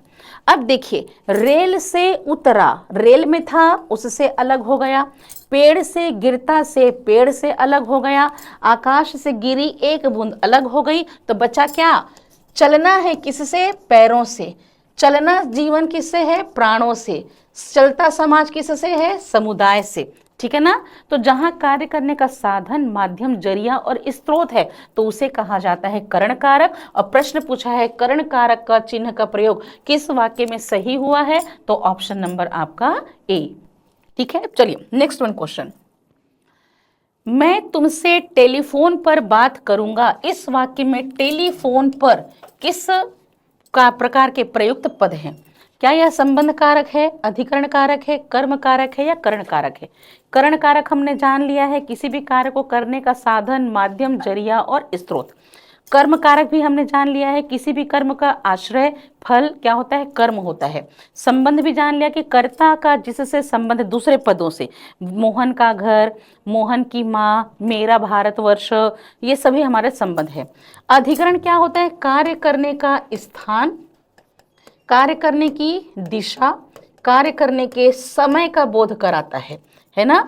वो किस पर बात करेगा? हमारे लिए टेलीफोन पर बात करेगा। तो स्थान, दिशा, समय के साथ साथ अगर देखा जाए तो आंतरिक प्रभाव, इंटरनल एफर्ट पर अगर हम आपके कहते हैं लोकेटिव केस, इसको क्या कहते हैं? जेनेटिव केस, इसको लोकेटिव केस, इसको ऑब्जेक्टिवल केस और इसको बोलते हैं आपका इक्विपमेंटिव केस।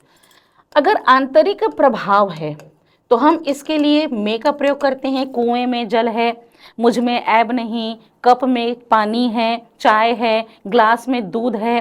ठीक है, अब बाह्य प्रभाव जब होता है, तो बाह्य प्रभाव जब होता है तो हम यहाँ पर का प्रयोग करते हैं। किसका प्रयोग करते हैं? पर का। डाल पर चिड़िया बैठी है, बच्चा पलंग पर सोता है, वैसे किस पर बात करेगा? टेलीफोन पर बात करेगा। टेलीफोन से बात करेगा, माध्यम होगा। मैं टेलीफोन से कांटेक्ट करूंगा तो माध्यम होगा, किससे कांटेक्ट होगा? टेलीफोन से। लेकिन कहता है टेलीफोन पर बात करूंगा, मतलब बात करने का स्थान क्या होगा? टेलीफोन होगा, जिससे हमारी कनेक्टिविटी होगी। तो यहां पर होगा हमारे लिए अधिकरण कारक, मतलब कि कौन सा? ऑप्शन नंबर आपका बी। नेक्स्ट वन क्वेश्चन, द्विकर्मक वाक्य में कर्मकार की विभक्ति को, इसका प्रयोग किस पद के साथ प्रयुक्त होता है? प्रधान कर्म पद के साथ में, क्रियापद के साथ में, या गौण कर्म पद के साथ में, या कर्ता पद के साथ में? सबसे पहले हमको जानना होगा कि हमारे लिए आपका कर्म क्या है। किसी भी कार्य को जो कर्ता कर रहा है, उस कार्य का आश्रय और फल क्या है? तो वो है हमारे लिए आपका कर्म। ठीक है ना? इस कर्म की दो खासियत होती है। एक तो होता है हमारे लिए आपका सजीव कर्म, और एक होता है हमारा आपका निर्जीव कर्म। ठीक है, दूसरी बड़ी बात, सजीव कर्म में जैसे कि कुत्ता है, ठीक है ना, मोहन है, बच्चा है, बालक है, लड़का, बूढ़ा, बालक, भाई बहन, जितने भी शेर, ये सब जैसा जीव हैं। ठीक है ना? लेकिन निर्जीव में क्या है? पत्र है, चिट्ठी है, ठीक है ना, भोजन है, गीत है, कविता है। ठीक है, ये सब निर्जीव कर्म है। और व्याकरण के आधार पर निर्जीव कर्म को हम प्रधान कर्म कहते हैं। निर्जीव कर्म को क्या कहते हैं? प्रधान कर्म। और सजीव कर्म को कहा जाता है गौण कर्म। ठीक है ना, सजीव कर्म को कहा जाता है गौण कर्म। और जब हम पैसिव वॉइस को क्रिएट करते हैं, तो जब कर्म वाच्य का निर्माण किया जाता है, तो मोस्टली ऐसा होता है कि निर्जीव कर्म के साथ में हमें को की आवश्यकता नहीं होती। मैं गीत गाता हूँ, मैं रोटी खाता हूँ, तब हमें को की आवश्यकता नहीं होती। लेकिन अगर हम बात करते हैं मैं बच्चे को सुलाता हूँ, तो मैं सुला रहा हूँ, सो रहा है कौन? बच्चा। तो वहाँ पर दो कर्म हुआ। राधा मोहन को पत्र लिखती है, तो द्विकर्मक क्रिया क्या है? जहां किसी वाक्य में दो सब्जेक्ट हैं, तो नेचुरली है कि ऑब्जेक्ट भी दो फाइंड आउट होंगे।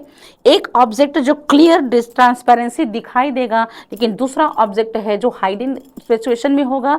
प्रश्न क्या कहता है? द्विकर्मक क्रिया वाले वाक्य में कर्म कारक विभक्ति को किसके साथ जोड़ी जाती है? तो गौण कर्म पद के साथ जोड़ी जाती है।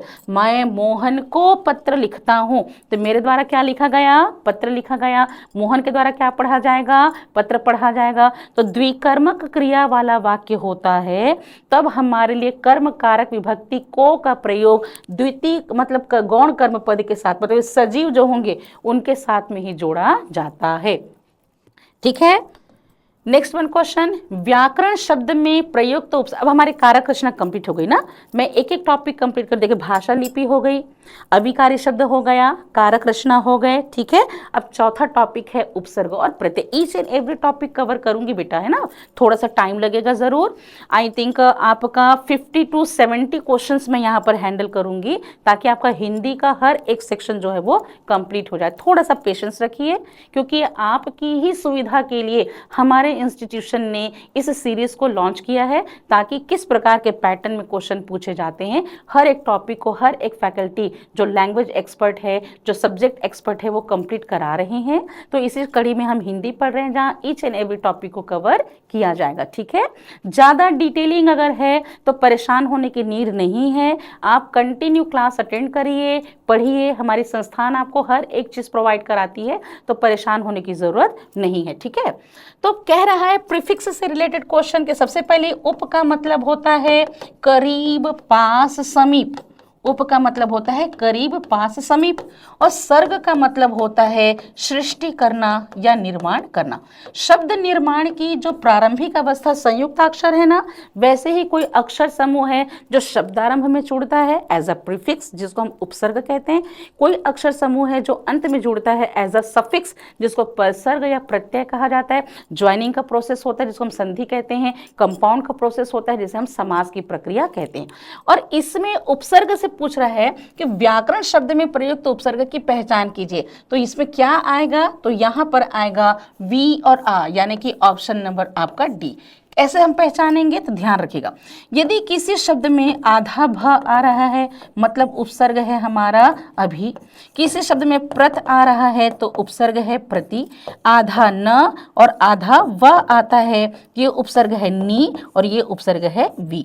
ठीक है, उसी प्रकार आधा अ और ध ये है हमारा अधि। क्लियर हो गया? ठीक है, तो ये हमारे एग्जाम्पल देखिए, जैसे कि अनु है, जैसे कि हमारे लिए आपका अन उपसर्ग। ठीक है ना। अब यहाँ किसी शब्द में अन है मतलब वहां हमारे लिए अनु उपसर्ग है। ठीक है, तो देखने वाली बात है कि इसको संधि विच्छेद करेंगे, वी धन आ धन करण, है ना। अब यहाँ कौन सी संधि है, यहाँ से ई और यहाँ से आ, दोनों ने क्या बनाया, ईया बनाया, इसलिए हमारे लिए शब्द क्या बन गया, व्याकरण। क्लियर हो गया। और ऐसे ही बहुत सारे रूल एंड रेगुलेशंस है जिससे हमें संधि की पहचान से ये यण स्वर संधि की प्रक्रिया हो जाती है ना, इसलिए यहाँ पर हमारे लिए आपके एग्जाम्पल बनते हैं। किसी शब्द में यदि हम देखते हैं सम, तो हमारे लिए आपका ये उपसर्ग होगा। क्लियर हो गया। किसी में आरिफ वर्ण देखते हैं तो निर और दूर होगा, किसी में आधा स देखते हैं तो निस और दुस होगा। ये आपकी जो सारी चीज़ें हैं यहाँ आपके पढ़ाई जाने वाले फैकल्टीज जो है वो बहुत अच्छे से बताते हैं, इसको ध्यान रखिएगा, ये पहचाने। इसके अलावा बहुत सारे रूल्स और हैं जिससे हमको पहचान प्राप्त होगा कि इस शब्द, जैसे कि अध्यक्ष में प्रयुक्त उपसर्ग की पहचान कीजिए, प्रत्याहार में प्रयुक्त उपसर्ग की पहचान कीजिए। ठीक है ना। अब जैसे किसी शब्द में जुड़ा है तो ये हमारे लिए कौन सा उपसर्ग है, यहाँ से प्रश्न आपको पूछेंगे तो ध्यान रखिएगा।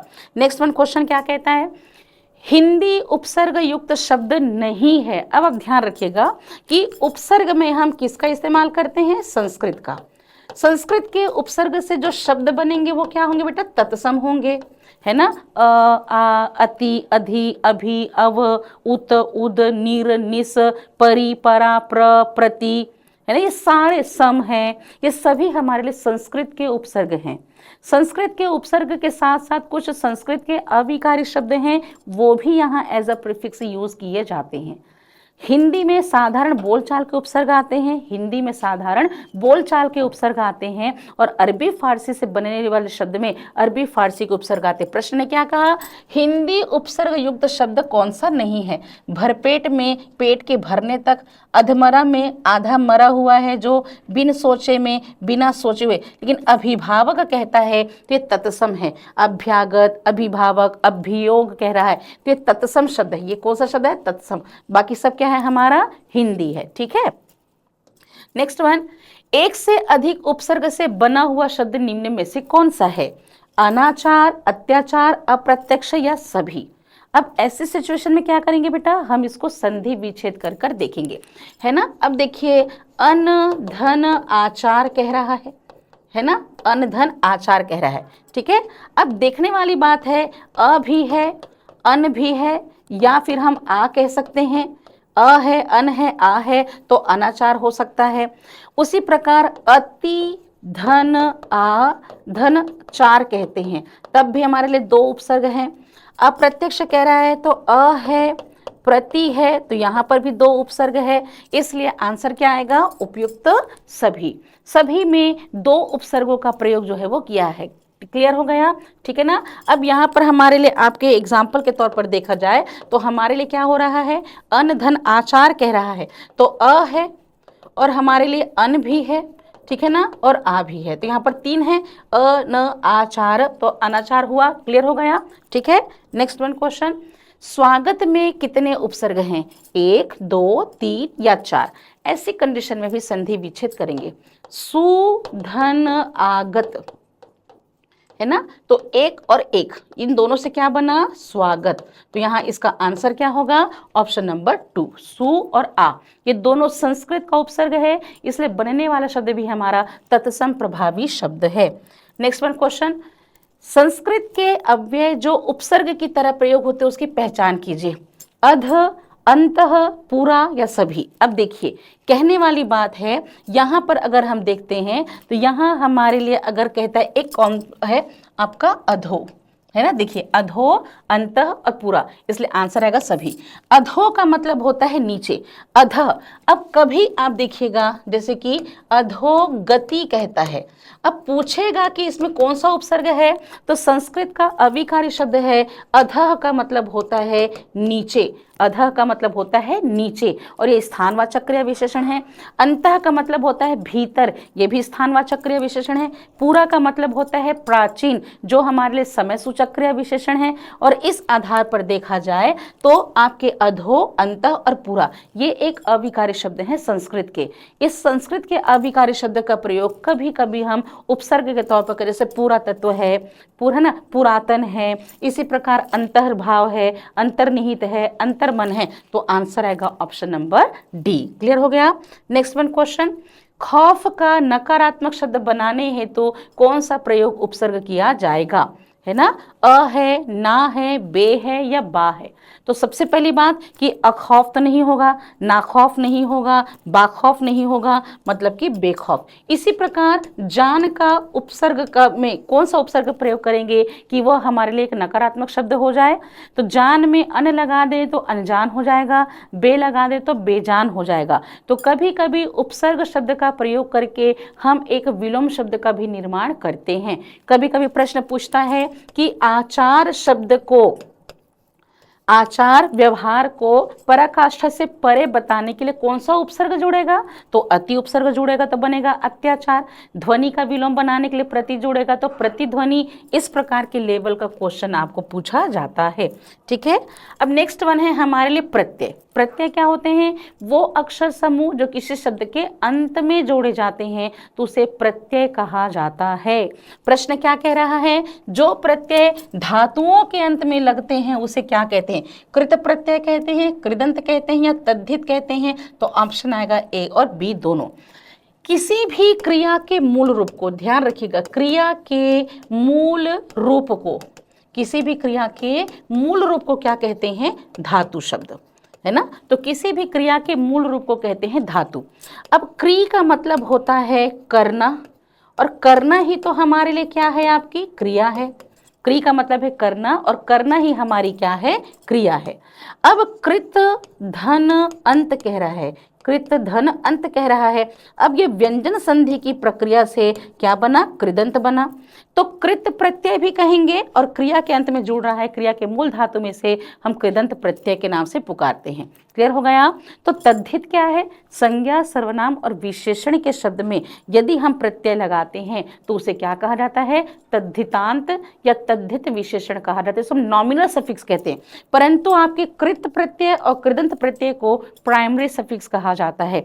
5 प्रकार के प्रभाव होते हैं, कर्ता सूचक शब्द बनता है, कर्म सूचक शब्द बनता है, करण सूचक शब्द बनता है, भाव सूचक शब्द बनता है, और क्रियात्मक शब्द बनते हैं। क्योंकि ये कृदंत प्रत्यय 2 प्रकार के हैं, विकारी कृदंत और अविकारी कृदंत। ठीक है ना। तो वो प्रत्यय जो धातु के अंत में जुड़ते हैं, तो क्रिया के मूल धातु में जुड़ने वाले प्रत्यय को कृत या कृदंत प्रत्यय कहा जाता है। नेक्स्ट वन क्वेश्चन, कर्तव्य शब्द में किस प्रकार के प्रत्यय का उदाहरण है, तव्यत प्रत्यय है कि ल्यप है कि अन्यर है कि कत्वा प्रत्यय है। ये सारे प्रत्यय कहाँ से लिए गए हैं, संस्कृत से। और ये जितने भी शब्द इसमें से जो बनेंगे वो कैसे होंगे, तत्सम प्रभावी शब्द होंगे। देखने वाली बात है, कत्वा प्रत्यय का प्रयोग होता है आपका होकर, जो पूर्वकालिक क्रिया कहते हैं ना उसके लिए। तो अगर हम भूतवा कहते हैं, है ना, या हम कृत्वा कहते हैं, है ना, तो इसका मतलब होता है कर, इसका मतलब होता है कर। ठीक है ना। कर के अर्थ को या हमारे लिए कर, इस पूर्वकालिक क्रिया के लिए हम इसका होकर, जाकर, खाकर, तो उसके लिए हम कत्वा प्रत्यय का इस्तेमाल करते हैं। अनियर प्रत्यय का प्रयोग हम किसके लिए करते हैं, आपके योग्य के अर्थ को बताने के लिए। इसलिए दर्श में अनियर प्रत्यय जुड़ा तो हमारे लिए बन जाता है दर्शनीय, पठनीय, पढ़ने योग्य, जाने योग्य, खाने योग्य, रमणीय। ल्यप का प्रत्यय का प्रयोग करते हैं तो इसका प्रयोग भी हमारे लिए कर या करके होता है। जैसे कि अगर कभी कोई शब्द में उपसर्ग है ना, उसके बाद अगर कोई धातु शब्द है ना, तब ऐसी कंडीशन में मूल धातु में है, तब जब प्रत्यय जुड़ेगा तो ध्यान रखिएगा, कभी किसी धातु से पहले उपसर्ग है, जैसे कि हमारे लिए दा, हमारे लिए धातु है, हमारे लिए दा जो है वो आपकी धातु है, दा धातु है ना, और यहाँ पर प्र उपसर्ग है है ना। तो अगर हम कहते हैं कि कर और करके, इस अर्थ को बताने के लिए जब कहीं उपसर्ग होगा तो हमारे लिए हमारे यहाँ पर ल्यप का प्रयोग करेंगे। ऐसी कंडीशन में य और प कट जाता है तो हमारे लिए शब्द बन जाता है प्रदाय, मतलब कि दे करके। ठीक है। अब तव्यत का प्रयोग क्या होता है, चाहिए का अर्थ को। अब अगर कहता है हमारे लिए चाहिए का अर्थ, तो क्री मूल धातु है और तव्यत प्रत्यय जुड़ता है, तो ऐसे कंडीशन में त साइलेंट हो जाता है और क्री जो कर में बदल जाता है और यहाँ पर हमारे लिए तव्य हो जाता है, इसलिए तो शब्द बनता है कर्तव्य, मतलब करना चाहिए। तो चाहिए के अर्थ के लिए हम तव्यत प्रत्यय का इस्तेमाल करते हैं। क्लियर। नेक्स्ट वन, तद्धित प्रत्यय वाला शब्द निम्न में से कौन सा है। ठीक है।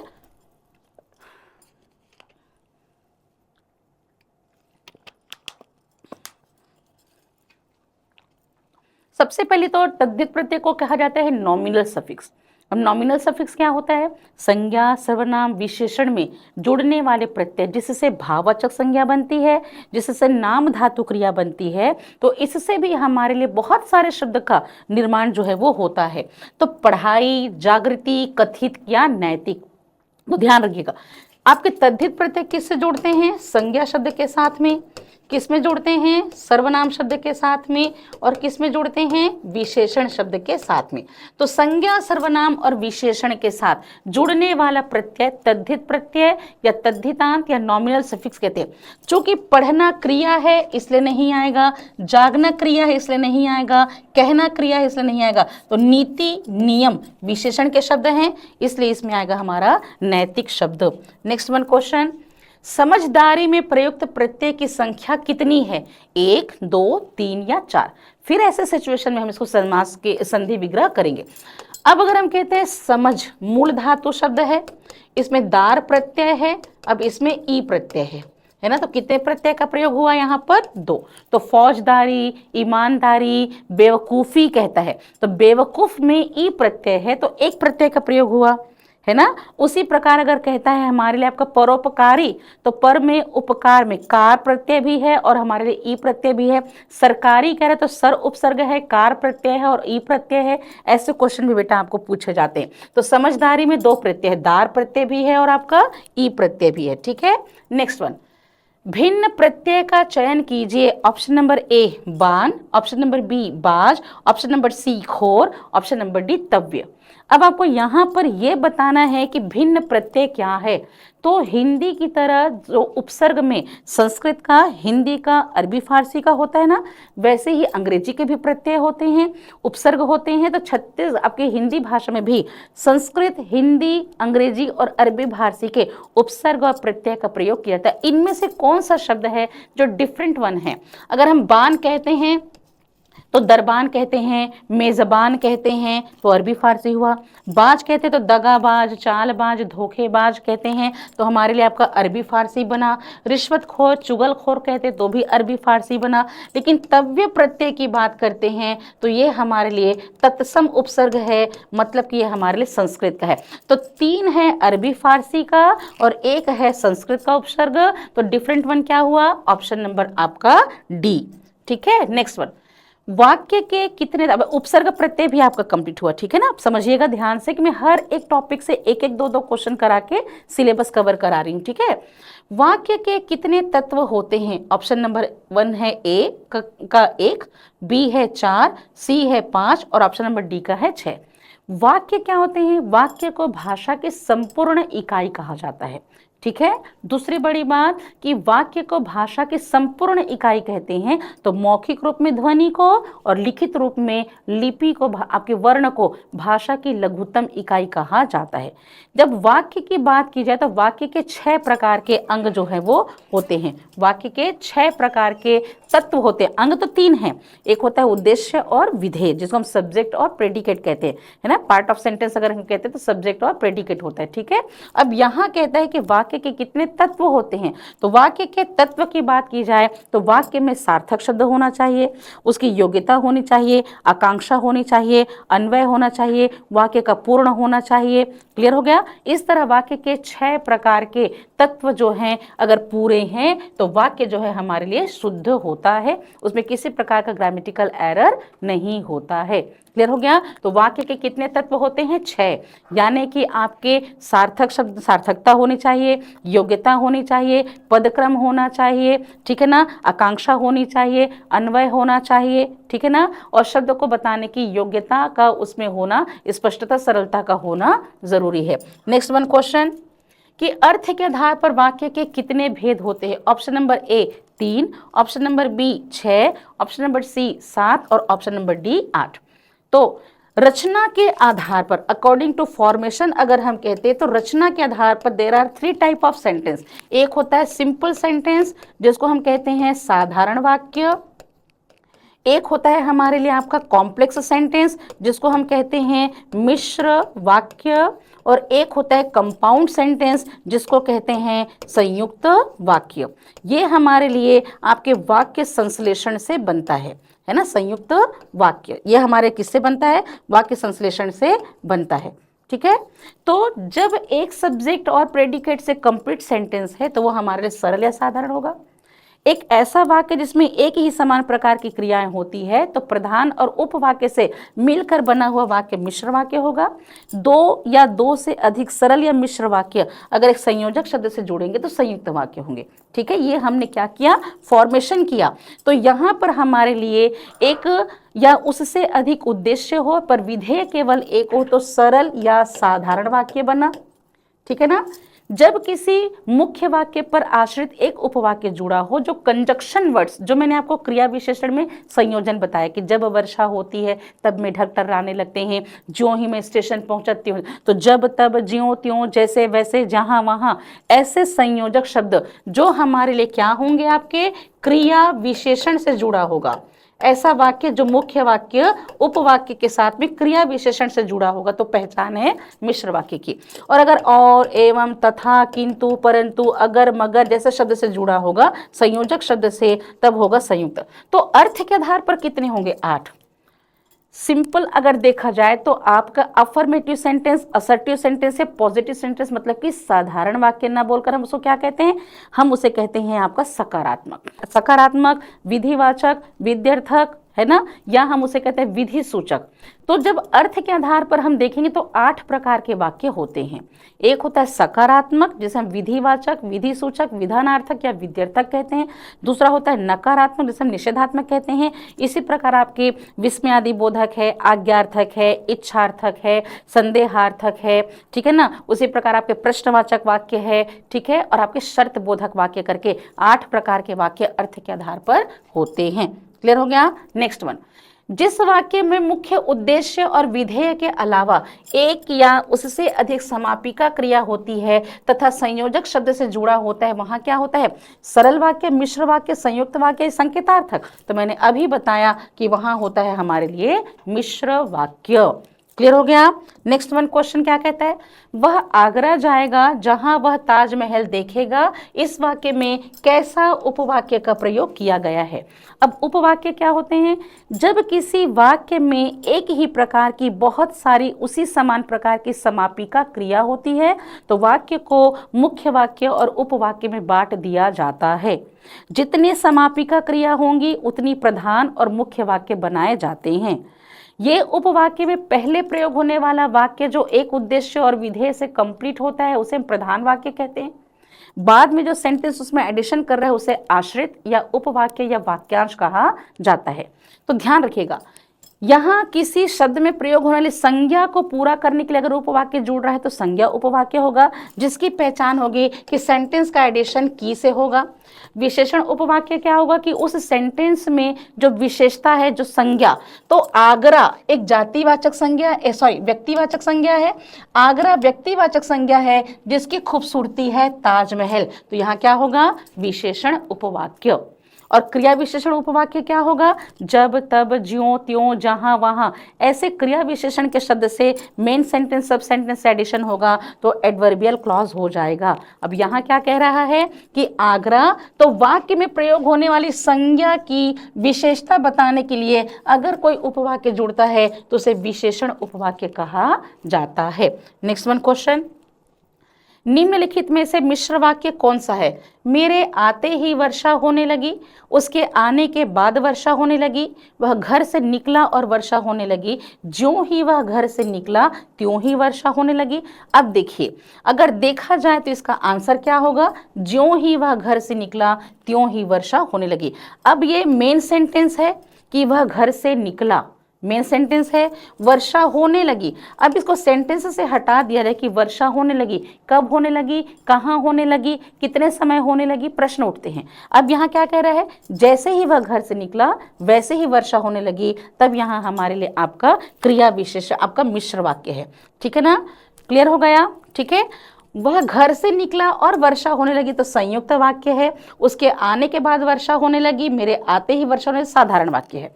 क्लियर हो गया बेटा? ठीक, नेक्स्ट वन क्वेश्चन। जहां, अब यहां पर विराम चिन्ह से प्रश्न है ना, जहां वाक्य की गति अंतिम रूप ले ले, विचार के तार टूट जाएं, वहां किस चिन्ह का प्रयोग किया जाता है? योजक चिन्ह का, अल्प विराम का, उद्धरण चिन्ह का या पूर्ण विराम का? ठीक है, जितने भी विराम चिन्ह हैं उसमें से एक विराम चिन्ह जो हिंदी भाषा का है, बाकी सारे विराम चिन्हों को कहाँ से लिया गया है? अंग्रेजी भाषा से लिया गया है। योजक क्या होते हैं? हाइफन, दो शब्द पदों को जोड़ने का काम करता है। अल्प विराम जिसको हम कहते हैं कॉमा, जो एक ही प्रकार के शब्द पदों के बीच पॉज लेने के लिए इस्तेमाल होता है। उद्धरण चिन्ह क्या होता है? इन्वर्टेड कॉमा होते हैं जिसकी कही गई बातों को वहां रखा जाता है। लेकिन जहां गति रुक जाती है, सेंटेंस कंप्लीट हो जाता है, वहां फुल स्टॉप यानी कि हम वहां पर किसका इस्तेमाल करते हैं? वहां पर पूर्ण विराम का इस्तेमाल करते हैं। और इस पूर्ण विराम की खासियत है कि खड़ी पाई। और भारत का सबसे प्राचीन विराम चिन्ह किसे माना जाता है? आपके हिंदी का सबसे प्राचीन विराम चिन्ह पूर्ण विराम को माना जाता है। तो सबसे ज्यादा प्रयोग होने वाला विराम चिन्ह आपका पूर्ण विराम है। अब बारी आती है, मैं कृष्ण के घर पहुंचा परंतु वह नहीं मिला, इस वाक्य में कौन सा विराम चिन्ह लगेगा? अल्प विराम लगेगा, अपूर्ण विराम लगेगा, आपका अर्ध विराम लगेगा या प्रश्नवाचक लगेगा? ठीक है, तो इसका प्रयोग कहाँ होता है? जब कथन में बहुत कम समय के लिए रुकना होता है तब ये अल्प विराम होता है। ये हमारे लिए जब किसी संयोग, आपके जन्म दिनांक तिथि को लिखना होता है या हमारे किसी शीर्षक को लिखना होता है तब अर्ध विराम का इस्तेमाल, अपूर्ण विराम का इस्तेमाल करते हैं। ठीक है ना, इसे उप विराम भी कहते हैं, अपूर्ण विराम भी कहते हैं और इसे उप विराम भी कहते हैं। लेकिन इसको क्या कहते हैं? अर्ध विराम। अर्ध विराम यानी कि सेमी कॉलन, यानी कि जहां पर हमारे लिए, और ये क्या है हमारा? प्रश्नवाचक। अब देखने वाली बात है कि ये क्या होता है? जहां किसी कथन में पूर्ण विराम से कम और अल्प विराम से ज्यादा समय के लिए रुकना हो तब परंतु, किंतु जैसे शब्द के बीच में हम अर्ध विराम का इस्तेमाल जो है वो करते हैं। तो आंसर आएगा ऑप्शन नंबर सी। ठीक है, नेक्स्ट वन क्वेश्चन। पर्वतीय शब्द का वाक्यांश क्या होगा? जो पर्वत पर चढ़ने वाला है, जो पर्वत पर रहने वाला है, जो पर्वत पर उगता है या जो पर्वत पर घूमने जाता है ना। तो पर्वतीय शब्द वन वर्ड सब्स्टिट्यूशन से रिलेटेड क्वेश्चन है। तो इस प्रकार का भी क्वेश्चन देता है या कभी कभी आपको दे देता है जिसके आने की तिथि मालूम ना हो उसके लिए उचित वाक्यांश का चयन कीजिए, ऐसा भी क्वेश्चन दिया जाता है। यही क्वेश्चन को पलट दिया गया है कि पर्वतीय जो वाक्यांश शब्द है उसके लिए एक वाक्य कौन सा होगा। तो पर्वत पर चढ़ने वाला को हम क्या कहते हैं? पर्वतारोही। पर्वत पर रहता है, अगर रहता है वहां पर पर्वत प्रदेशीय कहेंगे। जो पर्वत पर उगता है अगर हम कहते हैं तब वो हमारे लिए होता है पर्वतीय। जो पर्वत पर घूमने वाला हो तो पर्यटन हो जाएगा। तो यहाँ पर आंसर क्या होगा कि जो पर्वत पर रहने वाला हो उसको पर्वतीय नहीं, जो पर्वत पर उगता है उसे पर्वतीय कहा जाता है। नेक्स्ट वन क्वेश्चन, निम्नलिखित में से कौन सा वाक्य प्रविशेषण का उदाहरण है? अब आप बोलेंगे कि प्रविशेषण क्या होता है? विशेषण की विशेषता बताने वाला शब्द प्रविशेषण है। तो विशेषण क्या है? वह शब्द जिसके द्वारा विशेषता बताई जाती है उसे विशेषण का शब्द कहा जाता है। मोहन बुद्धिमान बालक है, राधा खूबसूरत है। और इस तरह देखा जाए तो विशेषण के कितने भेद हैं? 4। Qualitative adjective, numerical adjective, quantitative adjective और है डेमोन्स्ट्रेटिव एडजेक्टिव, मतलब कि गुणवाचक, संख्यावाची, परिमाणवाचक और सर्वनामिक। रूप, रंग, आकार, प्रकार, स्वाद, गंध, दशा, दिशा, अवस्था, स्थिति, हालात, स्पर्श के गुण संबंधी विशेषता बताएगा तो गुणवाचक। अकॉर्डिंग टू नंबर्स अगर क्वालिटी बताएगा तो संख्यावाची, डेफिनेट नंबर बताएगा या इनडेफिनेट बताएगा तो निश्चित संख्या और अनिश्चित संख्या। ठीक है। दूसरा, जहां पर लंबाई, चौड़ाई, गहराई, ऊंचाई, मोटाई, फीट, दूरी, inch, litre, millilitre, kilometre, kilo, पाव, सवा, ये जितनी मात्रा बताएगा तो परिमाणवाचक। नंबर डेफिनेट है अगर उसकी मात्रा की तो निश्चित परिमाण, मात्रा निश्चित नहीं है तो अनिश्चित परिमाण। 10 छात्र निश्चित संख्या, 10 लीटर निश्चित परिमाण, कुछ बच्चे अनिश्चित संख्या, ढेर सारा दूध अनिश्चित परिमाण। और वैसी होता है सर्वनामिक विशेषण, मतलब कि संज्ञा का शब्द से पहले कोई सर्वनाम का शब्द आ जाए और संज्ञा की विशेषता बताए, या एक ऐसा विशेषण जहां सर्वनाम एक विशेषण का काम करने लगे तो सांकेतिक विशेषण या सर्वनामिक विशेषण है। पर प्रविशेषण क्या होता है? प्रविशेषण होता है आपके विशेषण की विशेषता बताने वाला। तो क्रिया की विशेषता बताने वाले को क्रिया विशेषण कहते हैं और विशेषण की विशेषता बताने वाले को प्रविशेषण कहते हैं। मेरा लड़का आलसी है। अब लड़के की विशेषता कि आलसी है तो नहीं होगा, वह नौकर नहीं आया। अब ये सर्वनामिक शब्द है। इसी प्रकार सर्वनामिक शब्द है जैसा देश वैसा भेष कह रहा है। अब ये सर्वनामिक विशेषण है जब सर्वनाम शब्द किसी संज्ञा के पहले आकर उसकी विशेषता है। लेकिन कश्मीरी सेब सिंदूरी लाल होता है, मतलब सेब की विशेषता है कि कैसा है? सिंदूरी लाल। तो यहाँ पर लाल की विशेषता है कि कैसा लाल है? सिंदूरी। तो ऑप्शन नंबर आपका डी। तो विशेषण की विशेषता बताएगा उसे हम क्या कहते हैं? प्रविशेषण कहते हैं। किस वाक्य में अच्छा शब्द विशेषण के रूप में प्रयोग हुआ है? यह स्थान बहुत अच्छा है। अच्छा, तुम घर जाओ। तुमने अच्छा किया जो आ गए। अच्छा है वह भी आ जाए। अब देखिए यहाँ पर अच्छा, तुम घर जाओ कह रहा है तो यहाँ पर आपके विस्मय है कि ठीक, यू कैन गो नाउ। ठीक है। तुमने अच्छा किया जो आ गए, आना है पर अच्छा किया जो आ गए तो विशेषता तो नहीं है। इसी प्रकार अच्छा है वह भी आ जाए तो भावना है, लेकिन कह रहा है यह स्थान अच्छा है, मतलब कि स्थान की विशेषता है। तो इसमें अच्छा शब्द विशेषण के तौर पर आपके ऑप्शन नंबर ए में यूज किया गया है। ठीक है। थोड़ा सा समय और रहेगा, 20 क्वेश्चंस और कराने हैं, हम 50 क्वेश्चंस पर पहुंच गए हैं। ठीक है। किस वाक्य में परिमाण बोधक विशेषण का प्रयोग किया गया है? घुड़दौड़ में काले घोड़े की जीत हुई। आम का रस थोड़ा खट्टा था। 4 गुंडों ने उसकी पिटाई की। वह लड़का तेजी से दौड़ पड़ा। अब यहाँ है परिमाण। मैंने अभी थोड़ी देर पहले बताया परिमाण का मतलब होता है नाप, तौल और मात्रा। अब इसमें आंसर क्या आएगा? इसमें आएगा ऑप्शन नंबर आपका आम का रस कैसा है? थोड़ा खट्टा है। काला घोड़ा कह रहा है तो हमारे लिए गुणवाचक विशेषण है। 4 गुंडों ने कह रहा है तो संख्यावाची विशेषण है। तेजी से दौड़ रहा है कहते हैं तो हमारे लिए आपका क्या है? लड़का तेजी से दौड़ पड़ा है, तो ये क्रिया विशेषण का उदाहरण है। ठीक है। अब देखने वाली बात है कि तेजी से दौड़ पड़ा तो आपका हमारे लिए क्या है? इसमें आपका जो रीतिवाचक क्रिया विशेषण है। लेकिन यहाँ पूछ रहा है परिमाण बोधक विशेषण, तो थोड़ा सा आम का रस जो है वो थोड़ा खट्टा है। ऑप्शन नंबर आपका बी। नेक्स्ट वन क्वेश्चन, निम्नलिखित प्रश्न में 4 विकल्प में से उस विकल्प का चयन कीजिए जो विशेषण के भेद वाला विकल्प हो। गणपति के मंडप में कुछ ही लोग दर्शन के लिए नहीं आए। अनिश्चित संख्या है कि संख्यावाची है कि गुणवाचक है या अनिश्चित परिमाण है? अब देखने वाली बात है कि अगर हम 1, 2, 3, 4 कहते हैं तो निश्चित गिनती है। आधा, डेढ़, सवा कहते हैं तो अपूर्णता है। इस प्रकार पहला, दूसरा, तीसरा कहते हैं तो निश्चित क्रम है। 1 बार, 2 बार, 3 बार, 4 बार कहते हैं तो हमारे लिए निश्चित आपकी आवृत्ति है। 1 गुना, 2 गुना, 3 गुना कहते हैं तो हमारे लिए आपके गुणात्मक बोध है। क्लियर हो गया? दोनों, तीनों, सैकड़ों कहता है तब हमारे लिए आपका लाखों कहता है तब हमारे लिए क्या है? 1 लाख, 2 लाख कहता है, या हम कहते हैं करोड़ कहते हैं। अब उसी प्रकार हजार कहते हैं तो समूह है। अब यहाँ पर अगर मात्रा कह रहा है निश्चित नहीं है कि मंडप में कुछ ही लोग, अगर कहता है तो अनिश्चित संख्यावाची विशेषण है। क्लियर हो गया कि संख्यावाची तो है पर संख्यावाची में अनिश्चित संख्यावाची विशेषण है। अगर ऑप्शन ये कहता कि ए और बी दोनों कहता, कि ए और बी दोनों कहता तो हम ऑप्शन नंबर डी में निशान लगाते, पर यहाँ पर ऐसा पूछा नहीं गया है। यहाँ पर आपको सिर्फ ये बताना है कि कुछ ही लोग कह रहा है तो उस विकल्प का चयन करिए जो विशेषण के भेद वाला विकल्प है। तो कुछ ही लोग अनिश्चित संख्यावाची का उदाहरण है।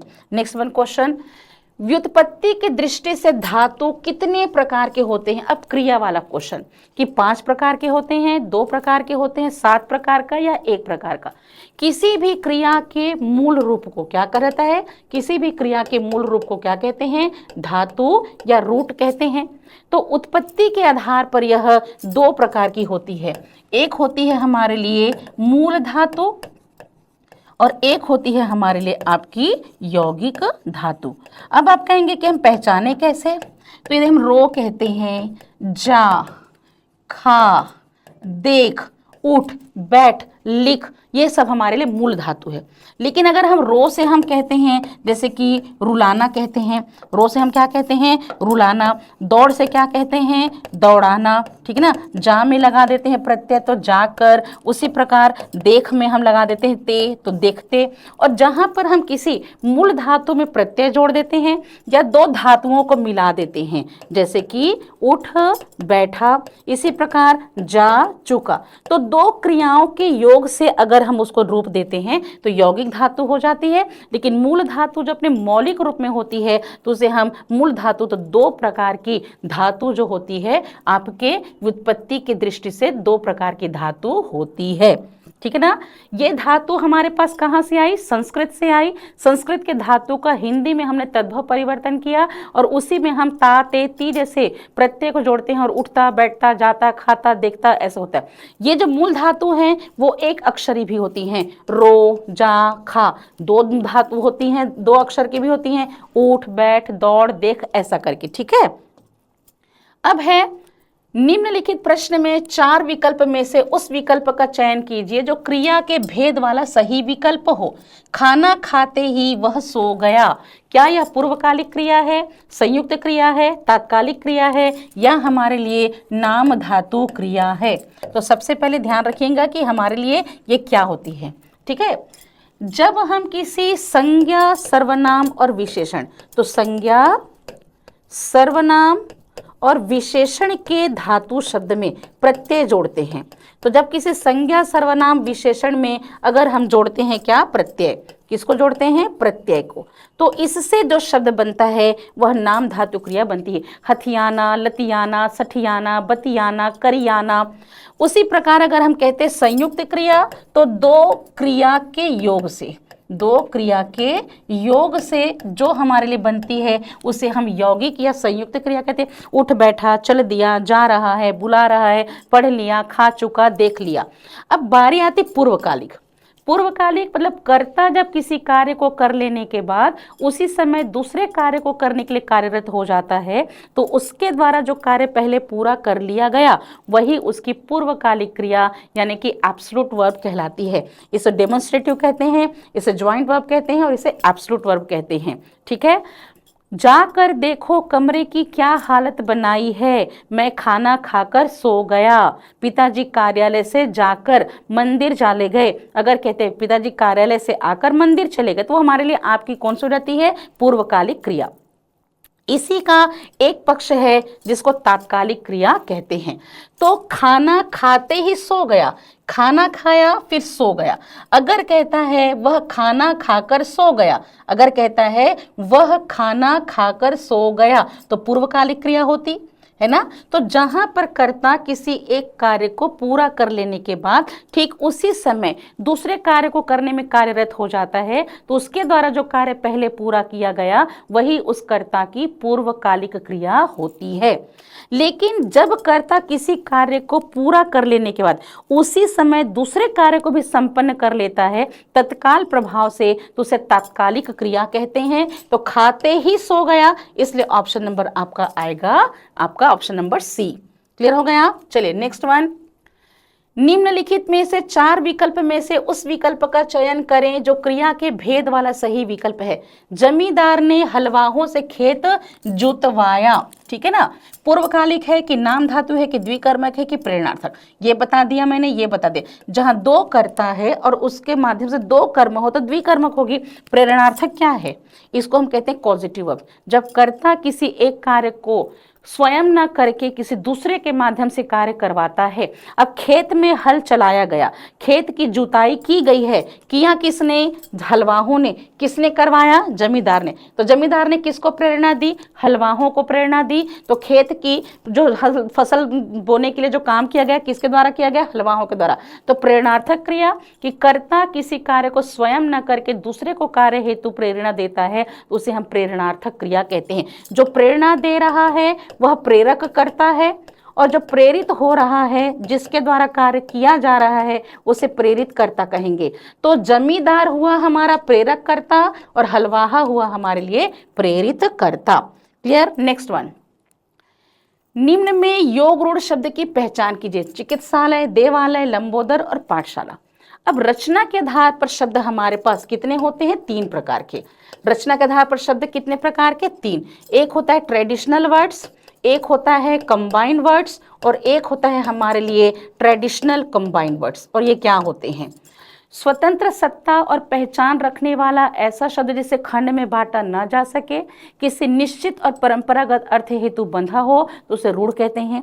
2 शब्द के योग से बना हुआ शब्द जिसे 2 सार्थक खंडों में बांटा जा सके उसे यौगिक शब्द कहते हैं।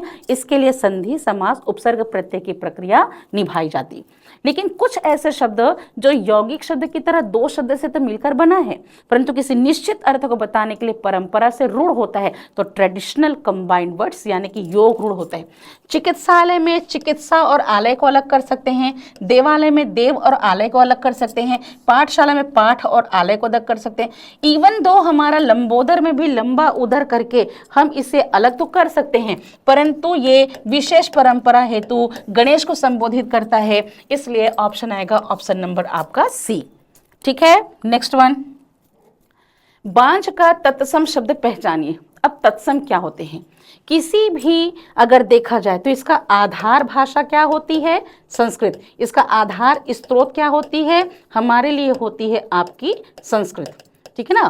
तो इसका आधार भाषा क्या होगी, संस्कृत होगी, है ना। तो किसी भी भाषा के मूल शब्द को, किसी भी भाषा के मूल शब्द को क्या कहा जाता है, तत्सम। ठीक ना। Derived from Sanskrit and used as it is in Hindi that called तत्सम वर्ड्स, यानी कि संस्कृत के शब्दों का वही प्रयोग अगर हिंदी भाषा में किया जाए तो all related Sanskrit based words used in Hindi that called तत्सम वर्ड्स। अब इसमें आपको पहचानना है बांझ का तत्सम क्या है।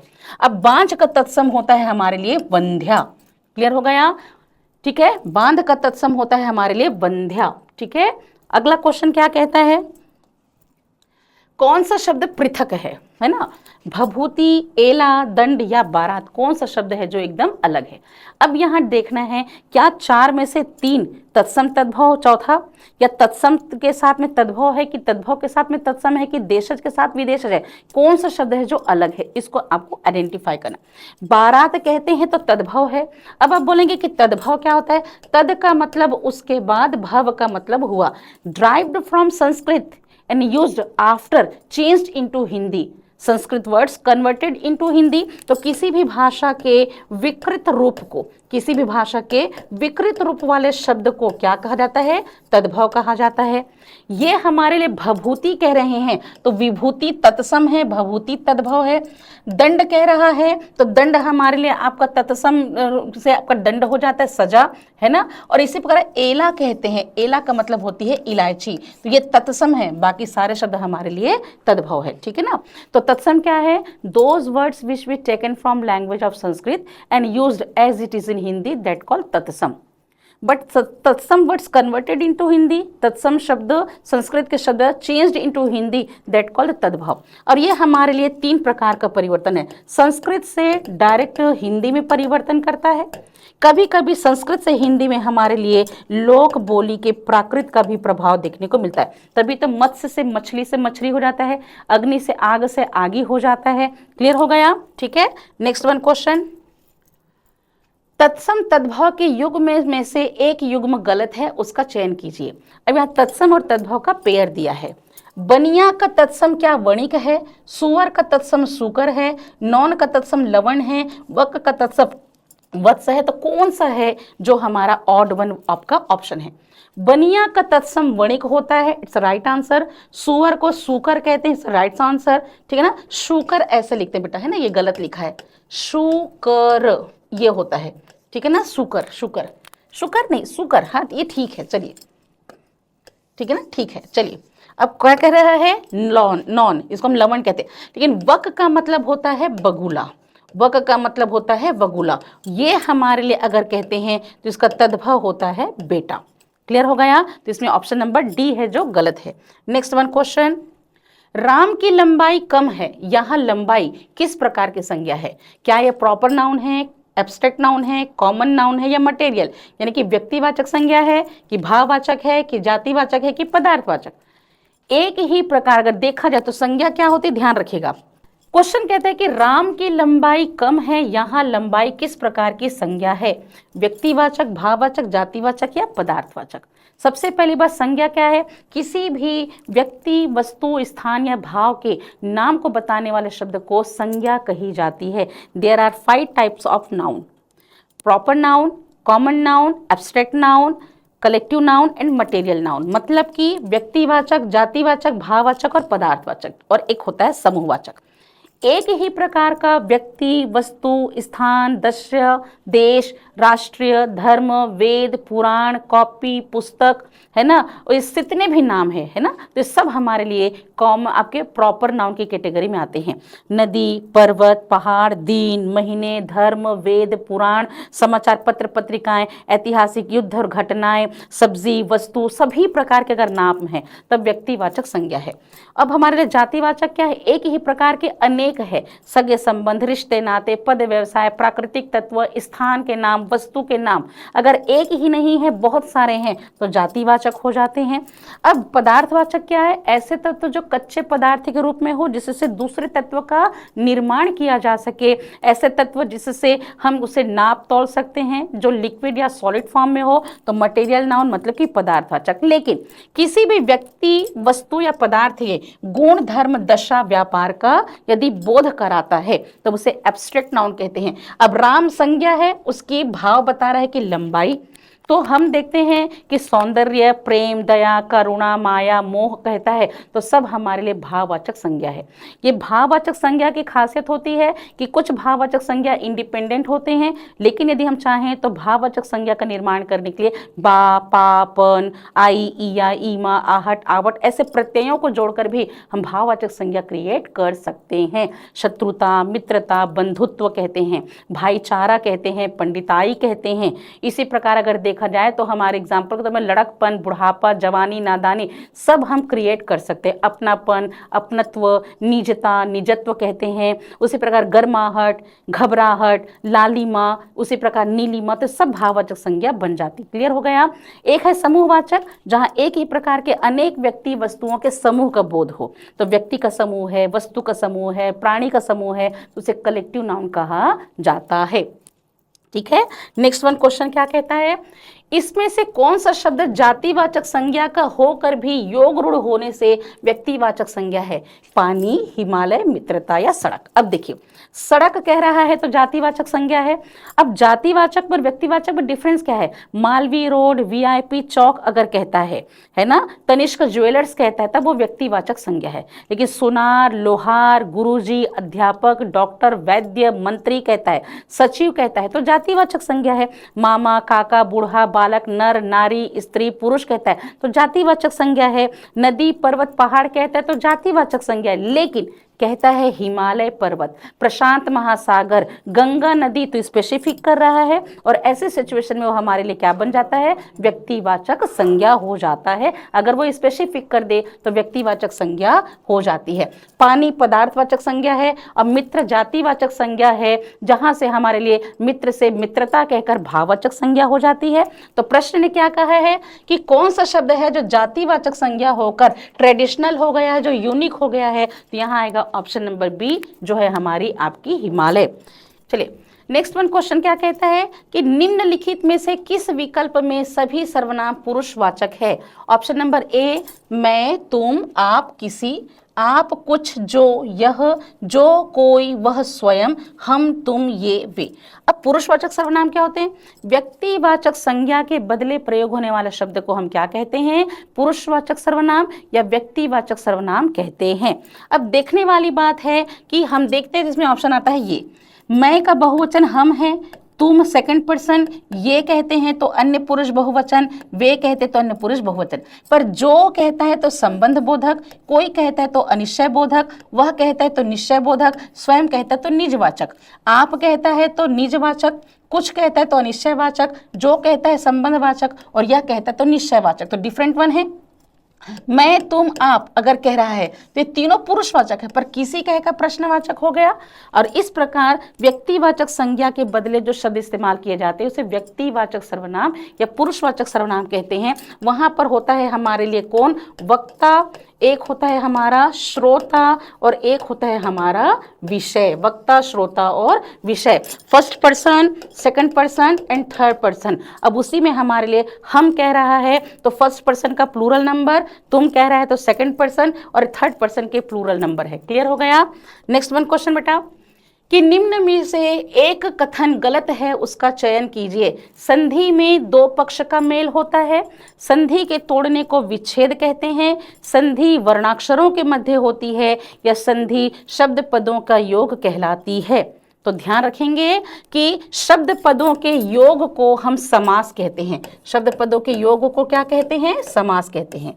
जब दो शब्द एक दूसरे के इतने पास आते हैं कि पहले शब्द का अंतिम वर्ण दूसरे शब्द के प्रथम वर्ण को प्रभावित करता है, तो पहले शब्द का लास्ट साउंडिंग लेटर अगर दूसरे शब्द के फर्स्ट साउंडिंग लेटर को इफेक्टेड करने लगता है तो वहां पर जो परिवर्तन होते हैं वो वर्ण में परिवर्तन करता है ना। तो संधि दो पक्षों का मेल होता है। जब संधि युक्त पद जो हैं उसको अलग किया जाए प्रथम शब्द पद में और दूसरे में, तो उसे संधि विच्छेद कहते हैं। और संधि वर्णाक्षरों के मध्य होते, पहले शब्द का लास्ट साउंडिंग लेटर, दूसरे शब्द का फर्स्ट साउंडिंग लेटर। तो इसमें कथन कौन सा गलत है? ऑप्शन नंबर डी आपका गलत है। ठीक है, चलिए 2-4 क्वेश्चन और है फिर मैं कंप्लीट कर दूं कि द्वंद्व का उपभेद नहीं है। अब ये क्वेश्चन आपका कहां से आया है? कंपाउंड से, जिसको हम क्या कहते हैं? समास कहते हैं। ठीक है ना। तो इस समास के कितने भेद हैं? अब, तक, दादा। अ से बना अव्ययी भाव जिसको आप कहते हैं एडवर्बियल कंपाउंड, ब से बना बहुव्रीहि जिसको कहते हैं एक्सोसेंट्रिक कंपाउंड, त से बना तत्पुरुष समास जिसको कहते हैं डिटर्मिनेटिव कंपाउंड, और क से बना कर्मधारय है जिसको कहते हैं एट्रीब्यूटिव कंपाउंड, द से है द्वंद्व जिसको कहते हैं कपलेटिव कंपाउंड, और द से है हमारे द्विगु जिसको हम न्यूमेरिकल्स कंपाउंड कहते हैं। क्लियर हो गया? इस बहुव्रीहि के 6 भेद हैं और आपके 2 उपभेद हैं। उसी प्रकार आपके कर्मधारय के भी उपमेय उपमान है, विशेषण विशेष है, रूपक वाले उदाहरण है। तत्पुरुष के 6 भेद और 2 उपभेद देखने को मिलते हैं, लेकिन द्वंद्व के भी 3 उपभेद हैं। यहाँ है समाहार, वैकल्पिक और इतरेतर, लेकिन उपमेय उपमान आपके कर्मधारय में पाया जाता है। 2-3 क्वेश्चन और है, मैं कंप्लीट करा दूं। रातों रात पेड़ों की कटाई हो गई में रेखांकित शब्द में कौन सा समास है? रात ही रात कहते हैं तो देखिए, अगर इक्वल वर्ड्स का रिपीटेशन है, जैसे कि धीरे धीरे कह रहा है ना, अगर धीरे धीरे कह रहा है तो धीरे धीरे कह रहा है तो इसके लिए हम ही का प्रयोग करेंगे, मतलब ये हमारा कौन सा बनेगा? अव्ययी भाव समास, है ना।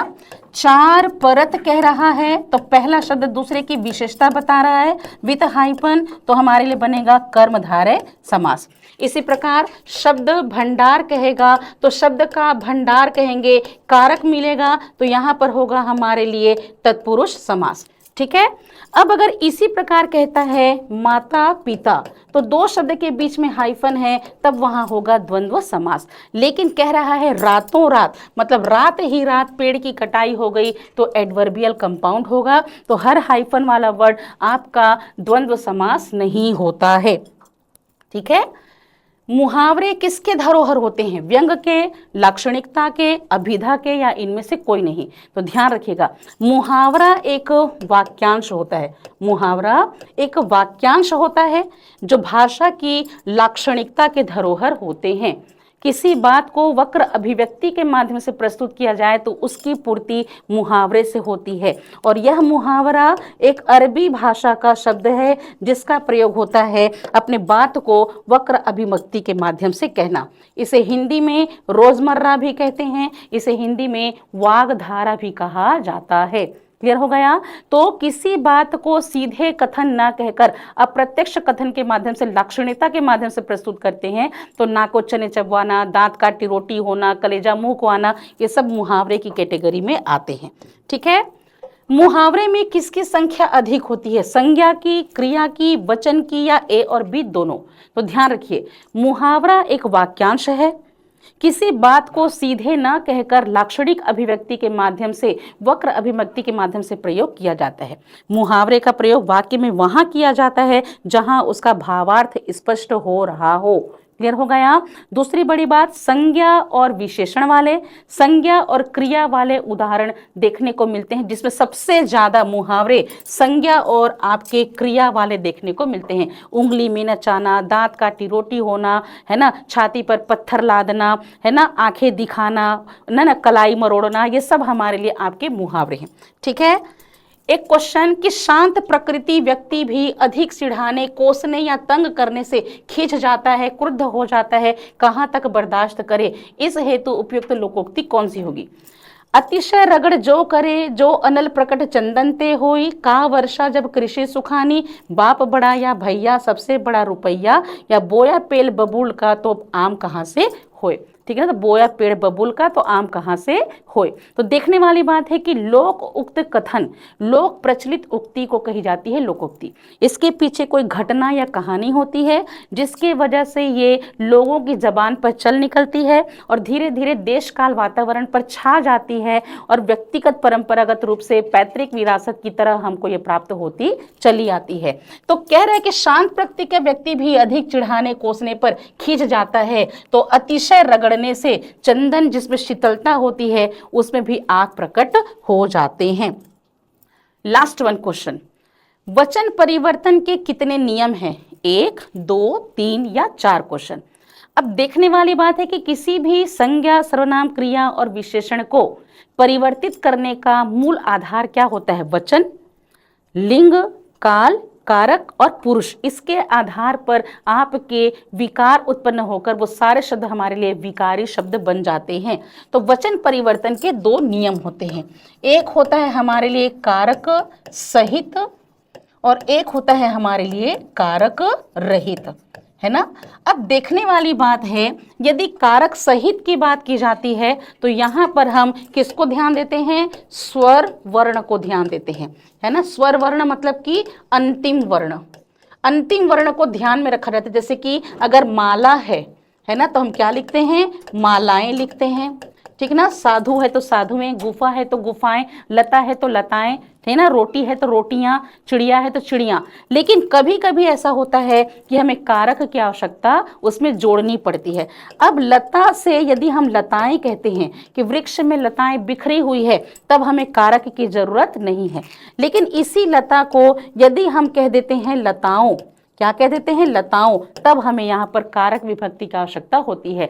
माता से माताएं हैं लेकिन माताओं कह दें, भाई से भाइयों कह दें, रोटी से रोटियों, गुफा से गुफाओं कह दें, ऐसी परिस्थिति में हमें कारक विभक्ति की आवश्यकता महसूस होती है। और इस आधार पर 2 प्रकार से आपके वचन परिवर्तन होते हैं, तो कारक विभक्ति रहित और एक होती कारक विभक्ति सहित। तो जहां विभक्ति की आवश्यकता नहीं है तो कारक विभक्ति सहित हो गया, और जहां आवश्यकता महसूस होती है उसे विभक्ति सहित कहा जाता है। क्लियर हो गया? ठीक है। यदि अनाज और भोज पुल्लिंग शब्द है तो खोज शब्द की पहचान कीजिए। क्या वो स्त्रीलिंग है, पुल्लिंग है, नपुंसकलिंग है या उभयलिंग है? ध्यान रखिएगा। देखने वाली बात है कि लिंग क्या होता है? किसी भी शब्द की जाति को लिंग कहा जाता है। संस्कृत में 3 प्रकार के लिंग थे, जैसे मैंने सबसे स्टार्ट में बताया कि वैदिक और लौकिक संस्कृत के समय 3 प्रकार का लिंग था, स्त्रीलिंग, पुल्लिंग और नपुंसकलिंग। जब पाली भाषा का समय आया तो भी 3 प्रकार के लिंग थे, पर अपभ्रंश की जैसे ही शाखा आई तो 3 प्रकार के लिंग जो है वो हमारे 2 प्रकार के लिंग में बदल दिए गए। तो ध्यान रखिएगा कि कुछ साउंडिंग इफेक्ट को, जिस शब्द के अंत को ध्यान में रखकर भी लिंग निर्णय किया जाता है। तो हम देखते हैं कि अनाज उगाया जाता है, भोज खोज कराया जाता है तो पुल्लिंग है, लेकिन अगर देखा जाए खोज की जाती है तो ये हमारे लिए आपका स्त्रीलिंग का शब्द है। क्लियर हो गया। और मेरे अनुसार अगर देखा जाए तो मुझे लगता है कि 70 क्वेश्चंस के माध्यम से मैंने आपके सारे सिलेबस जो है यहाँ पर आपको कवर करके बताए हैं। और इस तरह इतने एमसीक्यूज के माध्यम से मैंने फास्ट ट्रैक रिवीजन कराते हुए पूरा हिंदी का सिलेबस आपको बहुत डिटेल में बताने की कोशिश की है। उम्मीद करती हूँ समय लंबा आपको महसूस तो हुआ होगा, परंतु सारे टॉपिक आपके कवर हो गए होंगे। आधे घंटे का लेक्चर से ये हमारे लिए 2-2.25 घंटे का हो गया, पर आई होप कि ये सारी चीज़ें हैं आपके लिए वो आपके बेनिफिशियल हो। ठीक है, तो उड़ान इंस्टीट्यूट के अंतर्गत जो एमसीक्यू सीरीज चलाए जा रहे हैं उसमें आज हमने हिंदी के लेक्चर को कंप्लीट किया है। आई होप कि आपको मेरी जो लेक्चर मैंने अभी आपको बताया है वो आपके लिए यूजफुल होंगी। ऐसे ही हमारे साथ जुड़े रहिए, अभी तक मेरे साथ लंबे समय तक जुड़े हैं इसलिए मेरे सभी बच्चों को thank you so much, love you, ढेर सारा प्यार, thank you so much, god bless you and love you to all my बच्चा।